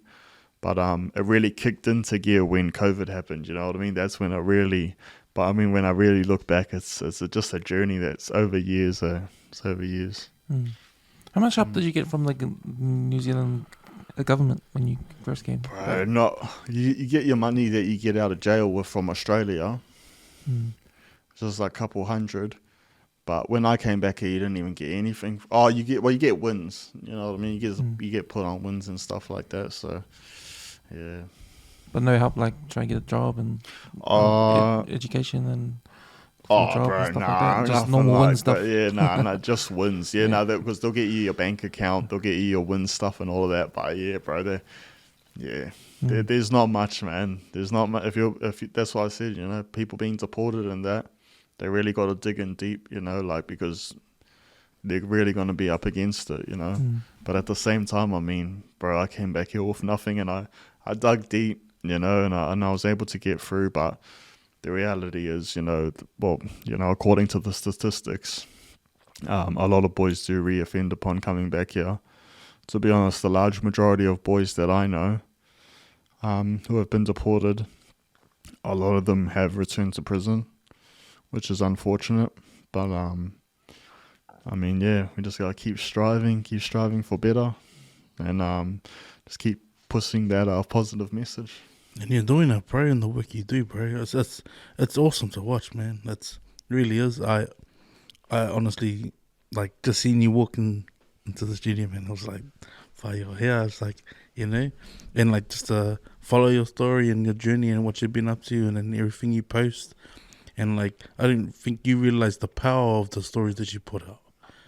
Because like, I've been around some of the clubs that you've been around, like, and that you had the privilege of going to film, and just to hear them and to know that they let you in with the camera, and it's like, man, because our stories aren't told enough, you know, and like, man, for you to have that, you know, that spiritual uplifting, and you to be able to journey the way you've been journeying, showing your resilience, bro, it's massive, brother. Like, I feel like, man, it certainly feels like you're just starting. You know, it's like you're just starting, bro. And, up, bro. Yeah. You know, your shoulders are just gonna carry that load, and every episode you drop from here going forward, it's just gonna resonate with so many people, man. Because it already is, you know. And but I'm always gonna give you props on Empty Out the Club, man, because no one's putting out the content that you are. Yeah, I really appreciate the kind words, Letty. Like, bro, like I said, man, it's just such a blessing to be able to do this, and bro, like I said, man, it's opened so many doors, you know, and it's really, especially of late, man, you know, it's really kicking up a notch of late. So, man, I got some big stuff in the works, to be honest. I won't say too much, but because I don't like to jinx myself, you know, but man, I got some pretty big stuff in the works, man. So, I'm feeling like I haven't even gotten started yet either. I just feel like, but you know, I stay humble, and I'm just, you know, wherever God leads, you know, I mean, at the end of the day, if I felt that God was telling me to leave it all behind tomorrow, I'll leave it all behind, you know, even though it'll be tough. Even though it'll be tough, if I felt that that's what God was calling me to do, would be to leave it, then I'll leave it. But I don't feel that calling yet. So, yeah, I got a lot of big things in the works. Networking has been a massive part of it, you know, just being able to meet all of these, especially all these OGs, you know, here in New Zealand, you know, like, telling you, man, a lot of OGs are sort of coming out now and saying, nah, you know, like, no to drugs, you know what I mean? And I know that, you know, that's always been a theme or going back years, but I mean, it's really changing now, you know, because, I mean, just the struggle, man, you know, I mean, you got all these kids running around doing ram raids, and, man, like, you know, I feel that as the struggle becomes more, because, I mean, it doesn't look like it's going to be getting any easier, you know what I mean? According to the government, it's going to be getting worse, so I just see a beauty in that, though, of people coming together and really helping each other, and really guiding each other. I see it, honestly. I see it here in New Zealand. I just see a massive uplift of community groups coming together, and people reaching out. That's why it's been cool with the FELON Show, because I get to connect all these different people, you know, like someone will come up to me and be like, oh, do you know this sort of a person? Yeah, I can, bam, you know, like, I know that. I've interviewed someone like that, you know, so it's just cool to be able to connect people, and just see all of us grow together. Oh, man. Do you have your months planned out, though? Like, because I know you started off, like, just with the laptop and the small mic, and then now you're slowly getting a gear. But have you seen that window to sort of map out your months in advance, sort of thing? Oh, like the map out the episodes and stuff like that. Oh, yeah, no, like, well, yeah, normally I do the episodes like quite a few in advance. Like I used to do them like 4 or 5 episodes in advance, you know, so when I uploaded an episode, I'm already like quite well ahead of that. But because now, bro, like so many people are reaching out to share their story and all of that, you know, so it's like, it's just constantly interview upload. Like, I just, like, if you see it, like the episodes you'll watch, like most of them are just did the interview like the day before. You know what I mean? Like, yeah. So I'm sort of having a little bit of a break at the moment. But like I said, yeah, big things on the way. But yeah, it's just because I've been uploading pretty consistently, like weekly for like, bro, dare I say 2 years, you know what I mean? Like, just uploading every single week, you know, like, there's just always been someone, you know what I mean, like, to jump on and stuff like that. So, but like I said, bro, I interview, especially in the beginning, like, man, I've interviewed prison chaplains, like, just chaplains, you know, I've interviewed psychologists, I've interviewed criminologists, because even right from the start, I knew that I didn't just want to interview ex-gang members, you know what I mean, like, I want to be taken seriously and show my versatility and stuff, which I think I've done pretty good. So, yeah, like I said, I've got a few things in the works now. Possibly a short movie. The one you did out south, was it yeah, with Fitz. Yeah, that was very cool. like Yeah. we always talk about doing one for the hood for Ranui. Yeah, we've lost a lot of brothers. Eh? bro, We've lost so many brothers, man, and it's like, oh, bro, if you guys bad want, health, bro, man. if you guys want, you can do the Welcome to Ranui episode. I have to, bro. We Yeah, have to, bro, man, 'cause 100%. Not well, because with that, I always reach out to people to show me around their hood and all of that. But I sort of lost touch with that one. I want to do heaps more of those ones though. But bro, if you guys want to show me with Ranui, we'll get it done, bro. You know, for sure. I'd love. Yeah, no, that's us for sure. Yeah, no, I try to reach out to that Ranui Mars.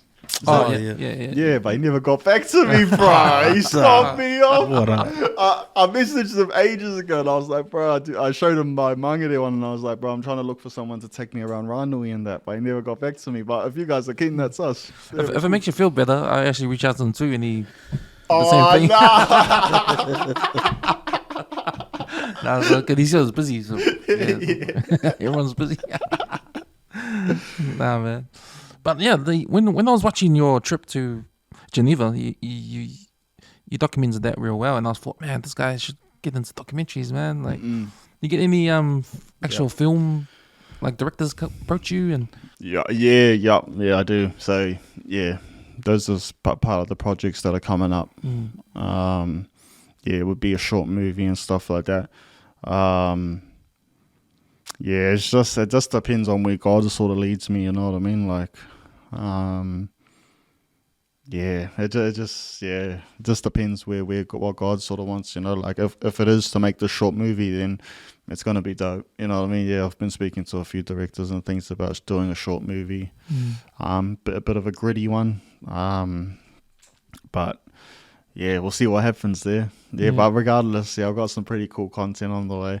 I'm going to be doing heaps of different stuff, man. I might even start doing some fishing vlogs and sort of stuff like that. Like, I've been watching, there's like this Japanese chef dude, and he's always going fishing, and then he shows himself like cooking and stuff like that. And he got me hooked, I swear, man. I watched the one episode, and then he hooked me after that, and I was like, man, that's actually such a cool idea. So I've actually got all the GoPro equipment and stuff like that. And there's actually a few New Zealand guys that do it. I've reached out a few, so you're gonna see like a few fishing vlogs and like hunting vlogs that I do and stuff like that. Yeah, I've got like the helmet and like the little vest with the GoPro, and like, so you'll see me on a canoe and stuff like that. Or we'll see what the viewers think of that one, but I think that'll be a little cool. Well, I'm gonna do that anyway, so it's cool because when you want to do new things, and then you can think, oh well, maybe I'll film it and see what people think. You know what I mean? Like, yeah. Well, if you do that, it's another one of your passions, you know. Yeah, no, you know? for sure. And it's not just all serious. Yeah, I was thinking of sort of like painting it, like just saying like, yeah, look, I've been really getting into these vlogs, like, because I want to learn how to, because the way this chef does it, like he catches it, then he fillets it and all of this stuff, and he does it properly, and I'm going to do it like that, you know, like, but it'll be sort of like showing my progression through like me just learning how to fillet, and then hopefully one day I'll be like a 5-star chef sort of guru. Probably one of the ones that I got hooked watching was a guy who went fishing on a kayak. Yeah. He even had the Bunsen burner with the holes there where he was cooking the fish. I was like, this guy's next level, man. And he told his sister or his daughter, come over. And they just hooked onto each other's kayaks, and they're just having a shared meal. I was like, the guy takes the cake. Yeah, man. no, I've been watching them heaps, man. Those cool little outdoor vlogs and stuff like that. So yeah, no, I've already got the equipment, so I'm locked in now. So, Yeah, because because your podcast has sort of given you this space now of because you mentioned before you admire people that do content, yeah, the creation. creation of content and stuff, and now you're going into that space, and now you're talking about doing fishing show and all this kind of stuff on social media and getting equipment and stuff. Like, what was that? What has that whole journey been for you with the social media side? Like knowing that there is a platform, we can create our own platforms, and we can get people to get into that space. The thing with social media, right? Because people don't actually realize like how much you can actually do with social media. Yeah, bro, there's so much. You know what I mean? Like, even me, bro. Like, I could be doing so much more. You know what I mean? Like, I could start doing comedy skits, and I'm sure that would take off as well, and start doing merch and all of that. But because to me, this is all led by God, you know. So if I'm not feeling that God's calling me to do any of that sort of stuff, so I just sort of stick with the podcast and sort of just stick to doing that. But when you start sort of going through social media and you actually see the power of it, then obviously your horizons expand, you know. Because I just started off because I started off on Instagram. That was how I originally started, because I just started doing like little mental health stuff, and then that was what led to that guy asking me to be on this podcast. So I was started off on Instagram initially, and then as I started doing these interviews, like that one I did in the garage, that interview, I initially uploaded that onto Instagram. And I remember I got 4,000 views on Instagram, and I was through the roof, you know what I mean? I thought I was some famous guy when I did that. I was like, and I was showing up my stories. I was like, hey, look everyone, I got 4,000 views. Like, looking back now, it's like, fine, you know, like, but it was so crack up, you know, like every step that I made, I'd always be wrapped, you know what I mean? Like 10 subscribers, I'll be over the moon. 100 subscribers, I'll be over the moon, you know. Just every step of the way, I was always like so excited, like, because I never done it before, you know. But I started off on Instagram, and then I found out about YouTube, and then you start learning about monetization and that you can actually earn an income and things like that. And then obviously that changes the game, you know, and then you start really taking it seriously, you know what I mean? As you start to see like you're earning money now, you definitely start taking it more serious, and you know, take a bit more time in the editing, and you know, I mean, because especially in those initial stages, it actually takes a lot, man, finding people to jump on. You know what I mean? It's just constant searching all the time, you know. And I think what helped me as well is because I was just doing the podcast thing, it really gives me that time where I can just be available whenever. You know what I mean? Like, I tell someone, all right, I'll interview you. It doesn't matter when I'm available whenever you are, you know. So I think, like, when you're working and stuff, it's a bit harder to be that versatile, you know what I mean? Because you gotta have your set times. But one thing that helped me, I was always just like, whenever you're free, even if it's just that 1 hour of that 1 month, I'll be there. I can make it, you know what I mean? Like, I can make it. There's no issues, you know. So, so it just went from there. So, again, it's been a blessing with the show. I actually forgot what your question was. Like you get into the social media side of things. And then, so it's just when you start realizing about YouTube and stuff, then you learn about marketing as well. So, like the analytics and all that kind of stuff. Yeah, the analytics and stuff like that. A lot of people that I do interview have written books and things like that, because often nowadays it just makes it way easier for me to sort of, because you always got to verify what the person's saying. You know what I mean? Like, you can't just have people saying anything, you know what I mean? Because you don't know, you know what I mean? Like, usually I tell people to send me news articles they've been in if I don't know them personally, or pictures and stuff like that, just so I know, you know. But, it's just verifying people's stories. And then, it just went from there. You start seeing the power of it. And then, like, because nowadays if I interview someone and they've written a book, nowadays it surges, you know what I mean? So once I've interviewed them, usually they've all of a sudden, all these people are buying the book. So you start seeing the influence. You start recognize, once you start recognizing your influence, and that you actually have influence with quite a number of people. That's really what changes it all. You know what I mean? And then you really start investing in yourself. You know what I mean? You start really investing in it, and So it's just, I guess the game changer is definitely when you start to realize your influence. And, you know, obviously when you are walking down the street and people are coming and saying hello to you and things like that, that's when obviously it's inevitable. Like the nature of the show starts getting serious once that starts happening, you know. So, but yeah, I've just been lucky that God's blessed me along the way with the money and things like that to be able to afford and to be able to provide myself, especially in those initial stages when I wasn't even earning any money, didn't even know you could earn money. I made a lot of sacrifices, bro. You know, like I sold my car when I first started. When I first really saw that I wanted to take this serious, I stopped working. I sold my car. Started catching the bus everywhere.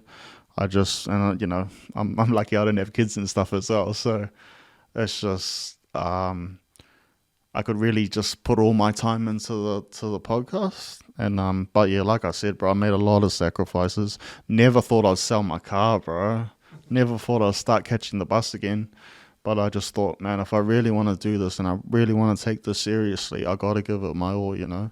And to be honest, it's all paid off now, you know. So I'm just really grateful that I made those sacrifices in the beginning. But yeah, that's why I'm always big, you know, even with me being deported and all the struggles I went through there. I mean, if you want to, you can make it, you know what I mean? If it means enough to you, you know what I mean, you'll be able to, you'll find the drive to be able to achieve what you want to achieve, you know, if you want it enough, you know. So 100, right? yeah. That's all.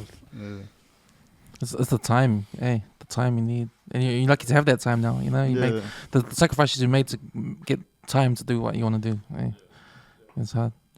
It's inspiring too when you say that. You know, for people that want to work on their passions 24 hours. You know what you're gonna do to do that. In saying that, though, you see some social media people and they just blow up overnight, you know what I mean? Just like, how did that happen? You know what I mean? Like, I swear you see some people there and they just blow up overnight. But I'm telling you, the podcast game here in New Zealand is hard, man. It's slow, do you reckon it's slow? Bro, 100%, bro. Because in Australia, it's pretty big. Like I said, the advantage of me is because, you know, especially when I first started this, like I spent half of my life in Australia. So like I've got all of these, like I said, all of the well-known gang members I was initially interviewing were all in Australia. So a lot of my initial fan base was actually in Australia, you know what I mean? So I think that's helped me heaps because I can transition to Australia as well, even though I live here in New Zealand, you know what I mean? So I think that's helped me so much. Because New Zealand is so small, you know what I mean? So I think it is really getting into that Australian market. That's sort of the ticket in a way. And I was just blessed because I lived over there, you know what I mean? So, yeah. Yeah, well, one episode... It's all strategy as well, man. Like, I remember some of my initial interviews and stuff. Like, I was interviewing psychologists and that. But I did that because I was trying to get, like, university students watching. You know what I mean? So it wasn't like... because... And then I got like an actual professor from a university who was also a psychologist to speak. But I did that because I was like, it's just the smart move to do, you know what I mean? And this is in the early stages as well, but I could just plan ahead, you know what I mean, in that sense. And I just thought I'll interview professors in that because then psychologists will watch. And that's what you really want, you know what I mean? If you want any sort of audience, you want people like uni students watching, you know what I mean? Like you want university students and like professors, you want them basically advocate. It'd be awesome if you can get people in universities to tell their students, hey, watch this, you know what I mean? Like, because there's just so many, you know, unis are huge and there's so many students and stuff. So that was my early thinking, even early on, like, how am I going to get these people to start watching? And eventually it worked because, like I said, like MPs reach out all the time, even like well-known psychologists and that reach out all the time. And it was just like, it's getting those sorts of people watching, like intellectual people, like get them watching it and advocating for you, you know what I mean? Because I think that's just gold, you know what I mean? So yeah, even early on, it was always in my mind, like I said before, that I don't always just want to interview gang members and stuff like that. Like I want other people watching and stuff like that. And you know, yeah, like uni students and stuff like that. I thought that was where the gold was at. So, yeah, that was always something I kept in mind, was just my guests and attracting a particular audience. I had a prison guard on one of my earlier episodes, and then that got all the prison guards in Australia watching. Then I had all the guards in Australia that I used to know me, and they were reaching out and they're like, oh, good on you, and this and that. And so it's all about just being strategic as well, you know, and just really thinking like, who am I trying to attract here, you know? And yeah.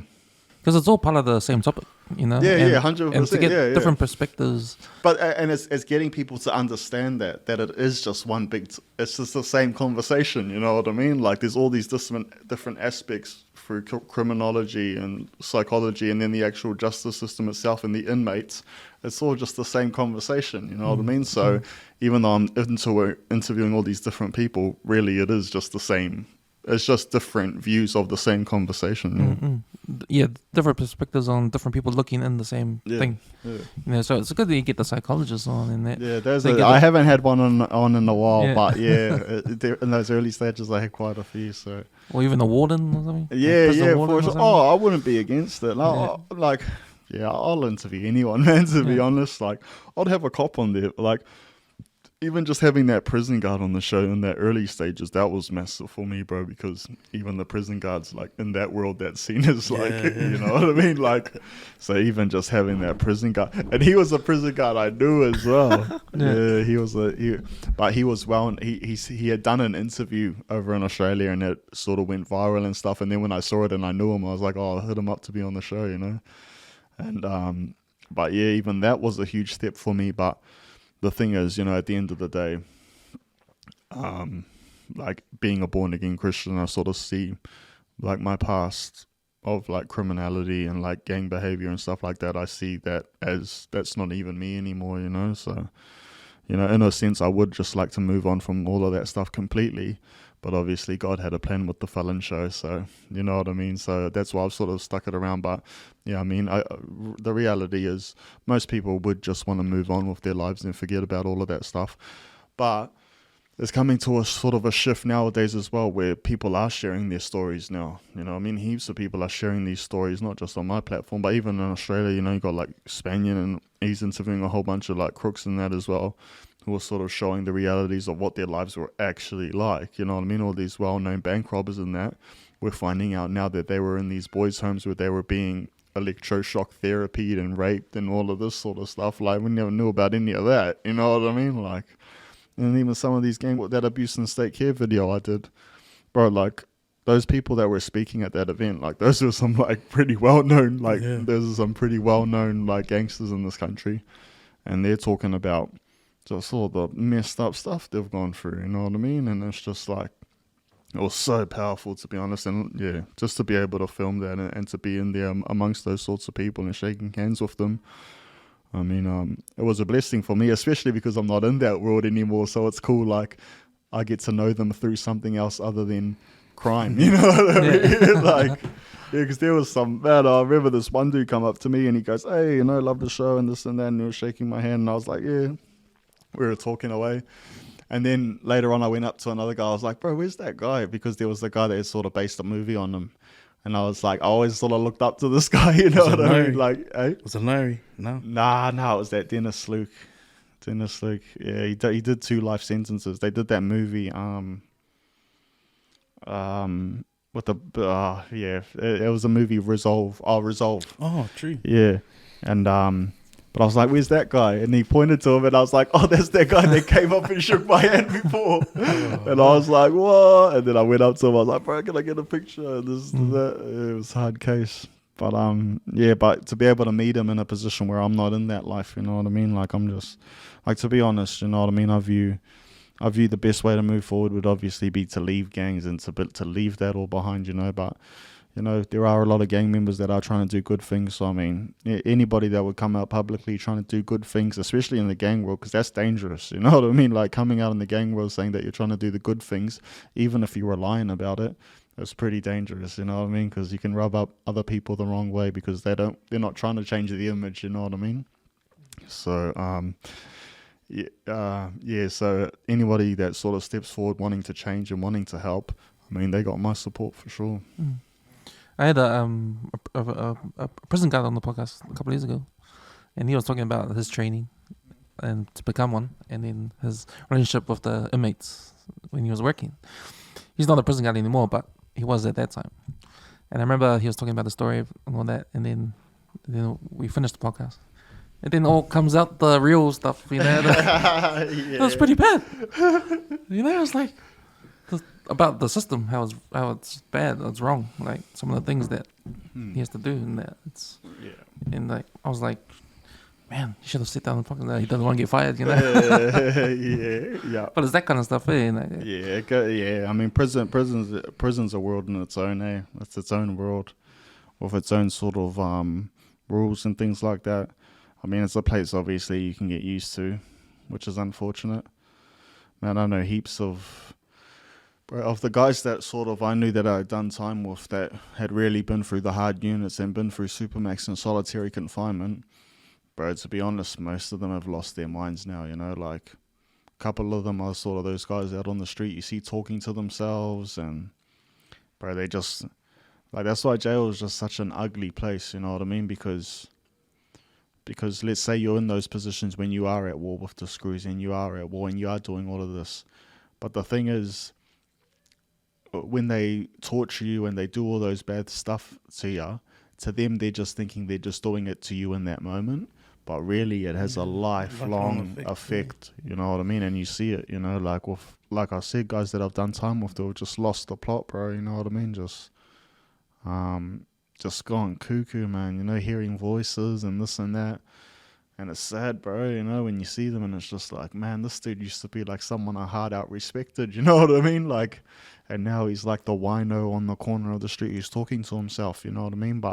And most people walking past him would just think he's a bum, you know, not realizing like this guy was actually a G once upon a time, you know what I mean? Like this guy was actually putting in work, and now look at him, you know what I mean? Like, that's why it's just such an ugly world, that world, you know, like the promise of riches and all of that. Bro, from what I've seen in that criminal world, the ones that actually make money and kill it, it's only a very small percentage, you know what I mean, of the criminal world that actually make money. The most are just petty crooks, man, you know what I mean, just trying to live day to day, you know. And that's the lie that a lot of people believe, you know. They think getting into that life of crime can get the money and this and that, but it's just a life of struggles, man, you know. It's definitely a life of struggles and drug addiction. And so, yeah, I mean, yeah, it's all about just sharing my own experiences, and obviously people are resonating with it, and I'm being able to share other people's stories as well. Yeah, it's just all glory to God, man. I'm just super grateful, and grateful to be on the show as well, boys. It's interesting. You talked about the money you get. There's small percentages of the criminals that make big money. And I remember reading a chapter in Crime in America, how the petty drug dealers, drug dealers that stand on the corner, like they're saying that they make the same amount of money if you would work minimum wage at McDonald's or something, you know? Yeah, exactly, bro. You know? Yeah, no, exactly. What? Nah, well, even when I did come back and I did start working, you know, every day and all of that, that was the realization I came to as well. I was like, man, this is just, it's just steady income, you know what I mean? Like, I should have just done this ages ago, you know? I remember in one of your episodes you talked about when you come back to New Zealand, and you just saw how expensive it is here, and how the wages are really low here compared to Australia. Because you're in Melbourne there. Yeah. I just had lunch with a friend of mine yesterday, and he lives in Sydney. He's been there for the last 10 or 11 years. And he was saying the same thing. Like, he's come back home to see his family and before he goes back, and his parents. And he's just saying, man, things are still the same around here. Like, nothing's really changed. But he's telling me life in Sydney, like, it's fast, you know, there's lots of things to do, like opportunity to make money, you know, and you get high wages there and all that. Yeah, stuff. bro, like, that's what I mean. Like, coming back from Australia here to New Zealand, bro, people are struggling here, man. I'm telling you, like, but the sad thing is most people don't even realize how much they actually are struggling here, you know. Like, my sister just moved over to Australia and she's tripping out. She's like, man, everything's so cheap here, and, you know, so the income's so much better. And I was like, I told you that years ago, you know, like, I already told you all of that, but they don't believe, you know, until they go there, and then, oh, it is like that. But I look at, you know, saying that I love New Zealand, you know, I definitely believe I'm here for a reason, and I mean, there's so much people that need help in this country. So I definitely am. I definitely consider myself blessed to be in this country and to be able to push a positive message in this country. Because we lead the world on a lot of statistics, man, a lot of dark statistics. New Zealand's, really leading the world, especially per capita, if you consider the small size of New Zealand. So I'm definitely grateful to be here. But yeah, bro, it's like the wages and just the cost of everything here. And I mean, yeah, it's a trip out because you wouldn't think that of New Zealand, you know what I mean? Like, No. but yeah, it's just. I always think about how small this country is in terms of the population. Like, there's not enough people here. Well, because Melbourne where I was living, the population is 5 million, you know what I mean? So, like, that's the whole country, you know what I mean? So, in one in city. a city, yeah, you know? Yeah. And Melbourne's only a small city, then you got Sydney, you know what I mean? Which is even makes Melbourne look tiny, you know? Yeah. Yeah. But I remember when I first went to Australia, I was lost as. All right. Yeah, I was so lost when I went there because it was too big. Mm. But then you get used to it. Yeah, you get used to the big size, and then again when I came back, then I had to readjust again. You know, so. What do you think about if there wasn't the 501 thing and you came out of prison and you were still in Australia? Would you have? Do you think you would have done the same thing you're doing now? Or it's hard to speak on that because my who knows, you know what I mean? It didn't happen, so who knows? But yeah, it would have been a lot less likely that I would have done something like this in Melbourne, though. See, one of the blessings of being deported again was because I did my whole crime thing in Australia, in Melbourne. You know what I mean? So obviously in that world you make enemies, you know what I mean? So if I had still been in Melbourne, I might have been a bit less likely to do something like this, only for my own safety, you know what I mean? Yeah. Like, for people coming after me and stuff like that. But, but in saying that, I would have started in Melbourne if I had the idea to. But to be honest, I think if I'd stayed in Australia, I most likely wouldn't have gotten that idea to even do something like this, you know what I mean? So it's all happened for a reason. And, yeah. And for you to do what you're doing now, like you've done a complete 360 sort of thing, and when you came here and what you're doing now, like have you had guys come like give you feedback that want to change as well, like want to do what you're doing? Yeah. Oh, bro, all the time, man, all the time. Even just people I've interviewed, you know, like like I said, like. Let's say if I do an interview and it does really well and that person's got like a social media profile, usually they'll get because of the interview, they'll get a large influx of new followers and things like that. So there is. Oh, sorry, what was the question again? Like, have you got feedback about people that have come out of jail and seen what you're doing and they want to change, like go your direction? Yeah, like, I forgot where I was going with that. Sorry, I do that a bit.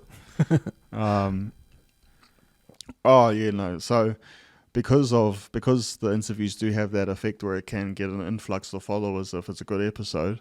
So the thing is, I usually tell people before I drop the episode, I'm like, hey, well, look, if the interview does well, you know, like there's a possibility that you could get a lot of followers through whatever social media platform. If they don't have one, then I usually say, oh, well, you should start one, you know what I mean? Maybe start a TikTok or something like that, which a few have done and it went well. So yeah. But sometimes I'll say sometimes I'll interview someone, I'll be like, hey, look, this interview is probably going to do real well.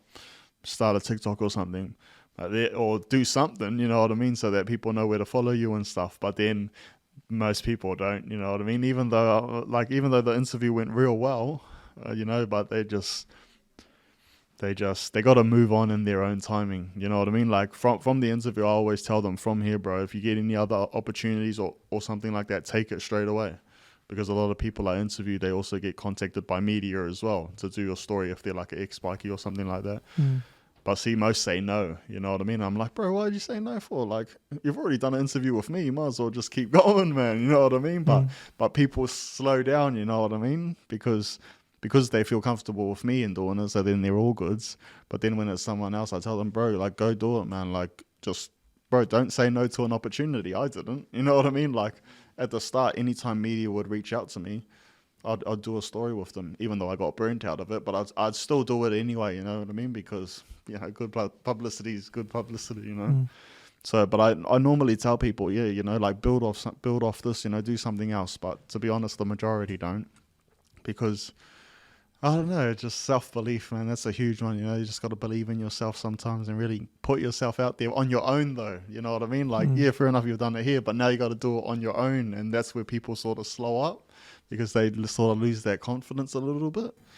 But there's heaps of interviews I've done with some boys, and I'm just like, bro, if you had done this on the social media, you could have actually built something off it. But not that I get at them like that, because I don't want to try and condemn them, but I just think like, bro, you could have actually like built something massive off if you had just done this, from the interview, So, but it's all in their own timing and their own journey.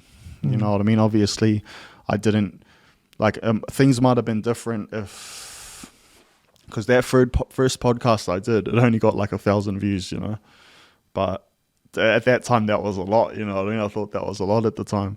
But see, now, if there had been someone like me now, and then it asked me to do an interview then most likely it would have got a lot more views because the platform is a lot bigger. So it's just, it's just trying to get people to build and just carry the momentum forward like I did. Like after that first interview, I got interviewed by the media and things like that. And it's just trying to push it forward. But like I said, everyone's journey's sort of the same. And like I said, because I have this platform, it sort of gives them a fast forward because it's a bit bigger of a platform. Whereas like I said, when I started, there was no one sort of like me that was just doing specifically like this. So, if that makes any sense. It's just, No, that's cool. Man, I was just thinking also about your trip to Switzerland, and you can't go to Australia now, eh? Nah, not Australia, not America. I could apply to go to America though. Oh, okay. But you can go to Europe. You can still go to Europe and all those sorts of places. Yeah. See, that's weird, eh? Yeah. Right. Europe's easy as to get into, man. Yeah, it's easy as. It's harder to get here into New Zealand than it is Switzerland, bro. That makes sense. Because I remember you saying in your episode about when you came over here, your record got wiped. Is that right? Yeah, but I think things have changed since then, though. Because now they're bringing it back now as well. Oh, okay. Yeah, so, but because the thing is, I don't know, because I haven't been done for anything, so I don't know exactly how that works. But I just know that at first, when I first came back, if they did a police check on my name, nothing would come up. So that's what I mean, like your record would be clean, like they'll check you when I come back here. And because when I was back in Australia, like if they checked my name, it would be a full like weapons check, and like the police would be all there just for pulling me over, Whereas over here, I just get pulled over, and so that's why that's was one of the main things coming back here. It's like, man, I didn't have to deal with being harassed with the police and all of this because they run my name, nothing comes up, Right. So they don't have to do the weapons check and then bring the back up and do all of that, which is what they do, I had another guy come in the podcast. He does cultural reports for the courts. Does Australia have anything like that? Cultural reports, yeah. Australia has that. Yeah. Does those help much? Well, It depends on the judge, eh? The judge just reads it. It depends on the judge, but yeah, I mean, that's like the basic stuff. When you go to court, you'd have to have like cultural report, a mental report. But most of that's like stock standard, and to go into court with that sort of stuff. So yeah, I mean, any sort of report helps, I guess. Yeah. When I was listening to your interview with Philippa, and she was talking about the mental health side and stuff, and the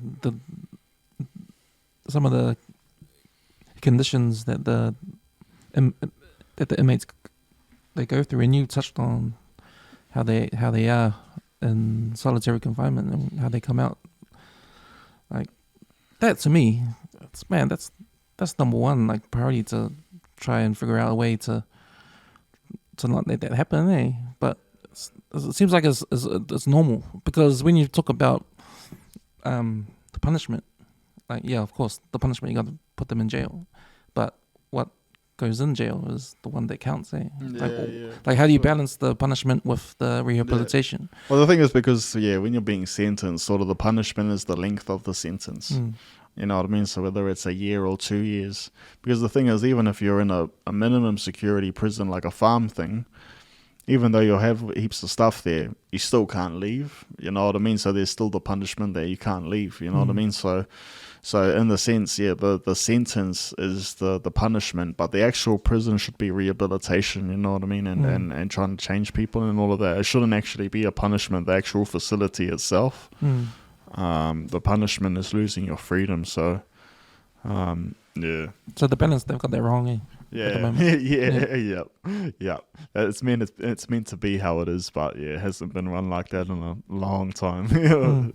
Because to me, in Sweden it's like that. In Sweden they got a pretty good prison system over there, but it's most likely because Sweden has a lot of money, so they don't have to have privatized prisons and you know what I mean, all of that sort of stuff. You know what I mean? Because they got plenty of money in Sweden, so that's most likely why they have such a good prison system. Whereas in other countries, they use the prison system as a source of money. You know, so yeah. Because after listening to a few of your episodes about that sort of prison life, man, I always think, man, maybe the Supermax style isn't the one to go. You know, it's just a thing to make the public, just keep the public aware that this is where the real bad of the baddest go. Hey, the worst people go to this place. So the public's like, okay, cool. Well, the thing is, because when you look at prisons, I mean, because the thing is, the majority of these people are going to be released one day. See, that's the thing. So when you're putting them in these bad places and then they're going to get out one day, I mean, bro, when you look at Supermax units and stuff like that, bro, the people that come out of those places are normally the ones that go on to commit some pretty bad crimes, usually when you look into serial killers or any sort of well-known killer or something like that, usually a lot of the times they've gone through boys' homes or they've gone through something like that, that made them that way. So I think it's all about bringing awareness, because a lot of people aren't aware of what actually goes on in state care, and it's still happening today, bro. You're right, it does make things worse. It's still happening today with all of the oranga tamariki and children being put into the hands of abusers and just all that sort of stuff. But awareness is a huge one, bro, for sure. What would be your ideal system? What would if you had the power to make the rules, what would you do? What would be the ideal? Well, I mean, something similar to Sweden, probably where we're more focused on rehabilitation and things like that. But I mean, in a perfect world, I don't believe that there would be prisons, especially not youth prisons. You know what I mean? Because once a kid goes into youth prison, he's pretty much stuffed from there. You know what I mean? It's going to be very hard once you go into a youth prison to be able to go back to being normal, not for at least until you're into your adulthood, So to me, definitely getting rid of youth prisons and things like that and replacing them with places like farms, you know what I mean? Like minimum security style on farms, looking to learn after animals and things like that. So what they have in Sweden? Yeah. Well, they got stuff like that. I'm not 100% sure how they run it, but no, well, because every country, we already have places like that, but they're just called minimum security prisons. But basically, I believe that if we wanted future rehabilitation, it would be to get rid of the maximum security places and keep those and stick more to the minimum security, rehabilitation style. But then the thing is, then the public will say, no, well, they're getting too much now. You know what I mean? And they're relaxing in there, you know what I mean? Because that would be the public perception that they're doing it easy in there. And so, yeah. It would definitely be, I believe, getting rid of the maximum security facilities, because I just believe that it's almost impossible to rehabilitate. You know what I mean? When you're putting someone in a building with 100 other criminals, I mean, what do you think everyone's talking about? You know what I mean? No one's talking about getting a job. You know what I mean? I'll tell you that much. In a prison block, people aren't talking about working. People aren't talking about going and doing the righty. People are talking about crime, about gangs, and that's what people are talking about. So when you get an 18-year-old put in a facility like that, it's just a university, bro. That's it. My time in prison, I just looked at it like that. You know what I mean? That it's just a place where I can go to meet all these different people and make contacts, and because it's just a university for crims, pretty much. You know, so yeah, it's breaking that prison block style, you know what I mean, of being in the block and having to watch your back and being in the politics and stuff, getting rid of that sort of an environment and replacing it with a farm minimum security type style. But the thing is, there are prisoners who are too far gone now, who are just really violent because of what the system's done to them, though, you know what I mean? So there are people that need to be locked away because of what the system has created in them, you know what I mean? So it's just a never-ending thing, you know what I mean? Because it's been going on for so long now. But yeah, if there's a will, there's a way. You know, if there's a will, there's a way. It's those prisoners that have done something horrific, like taking a life, and you know, you feel for the families that are victims to a murder. You know, all the parents want, if a son is killed or daughter is killed, all the parents want is for that guy to be put away forever. You know, that's the thing with that. But you know, with these guys who are really violent, or who you know, who probably can't get rehabilitated, is that right?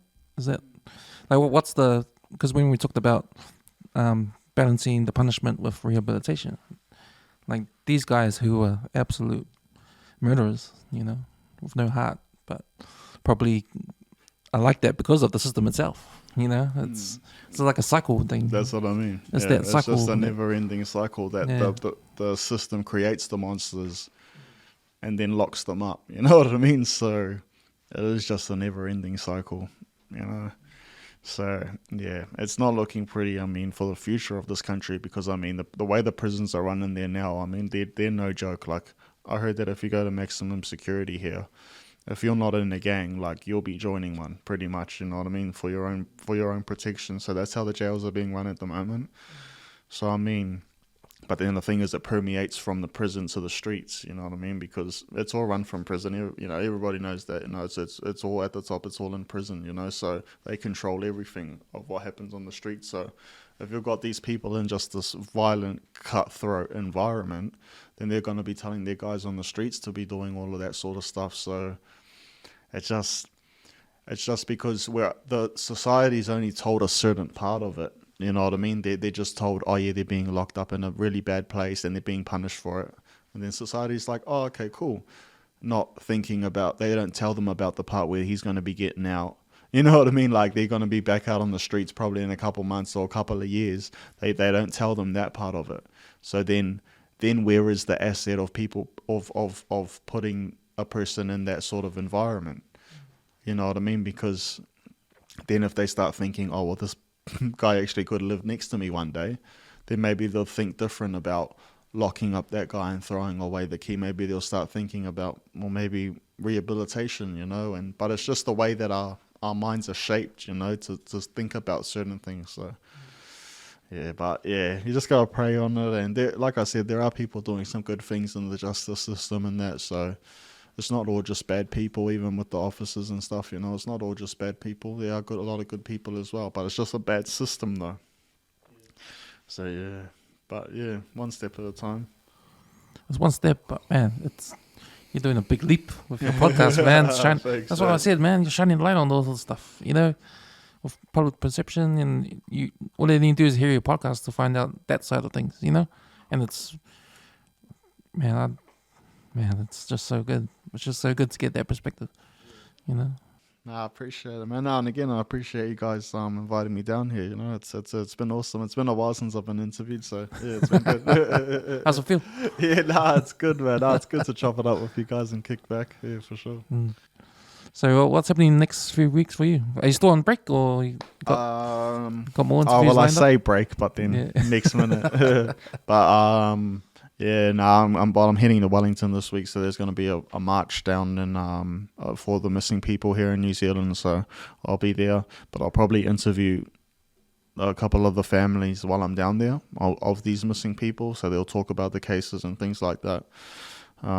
So yeah, I'll do that. And then yeah, just come back. We're putting on a conference in Wellington in October. So me and 5 others who have been deported from Australia will be going down to Wellington and sharing our stories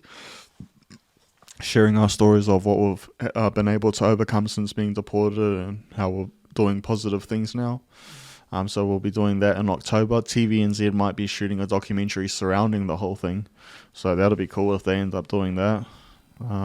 See, all this is happening because of your podcast. Yeah, bro. Yeah, no, that's what I mean. It's opened so many doors, bro. So I'm super, super grateful. And just super humbled and yeah. But yeah, so there's a few things, bro. A few things in the pipeline. Yeah. Sure, man. Yeah. No, I just wanted to touch on you said before you arrived you did an F45.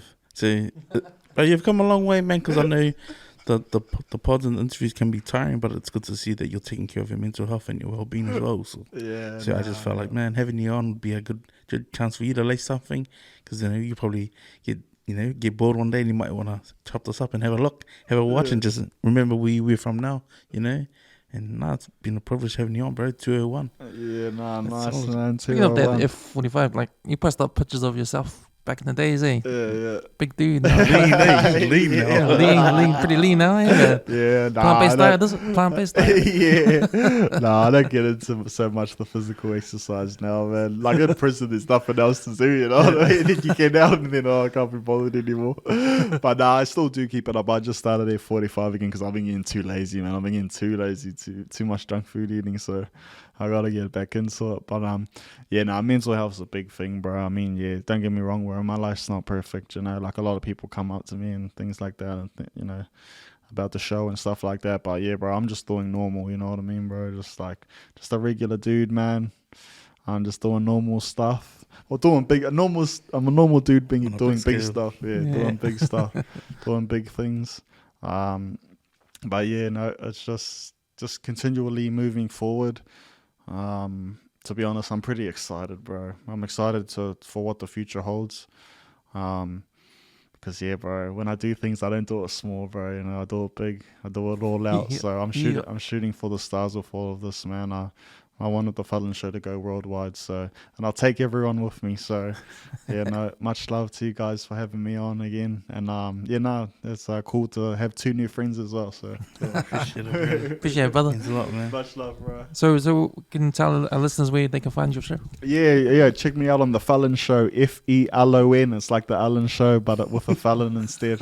So go check it out on YouTube and Facebook. Those are my main platforms, but it's on all streaming platforms, Spotify and Apple and all of that. So go check it out if you want to get inspired. Women, men, just people who have been able to overcome negative things and turn it into a positive thing. So King Dave, thank you, brother. Thanks, boys. Thanks. I really appreciate it.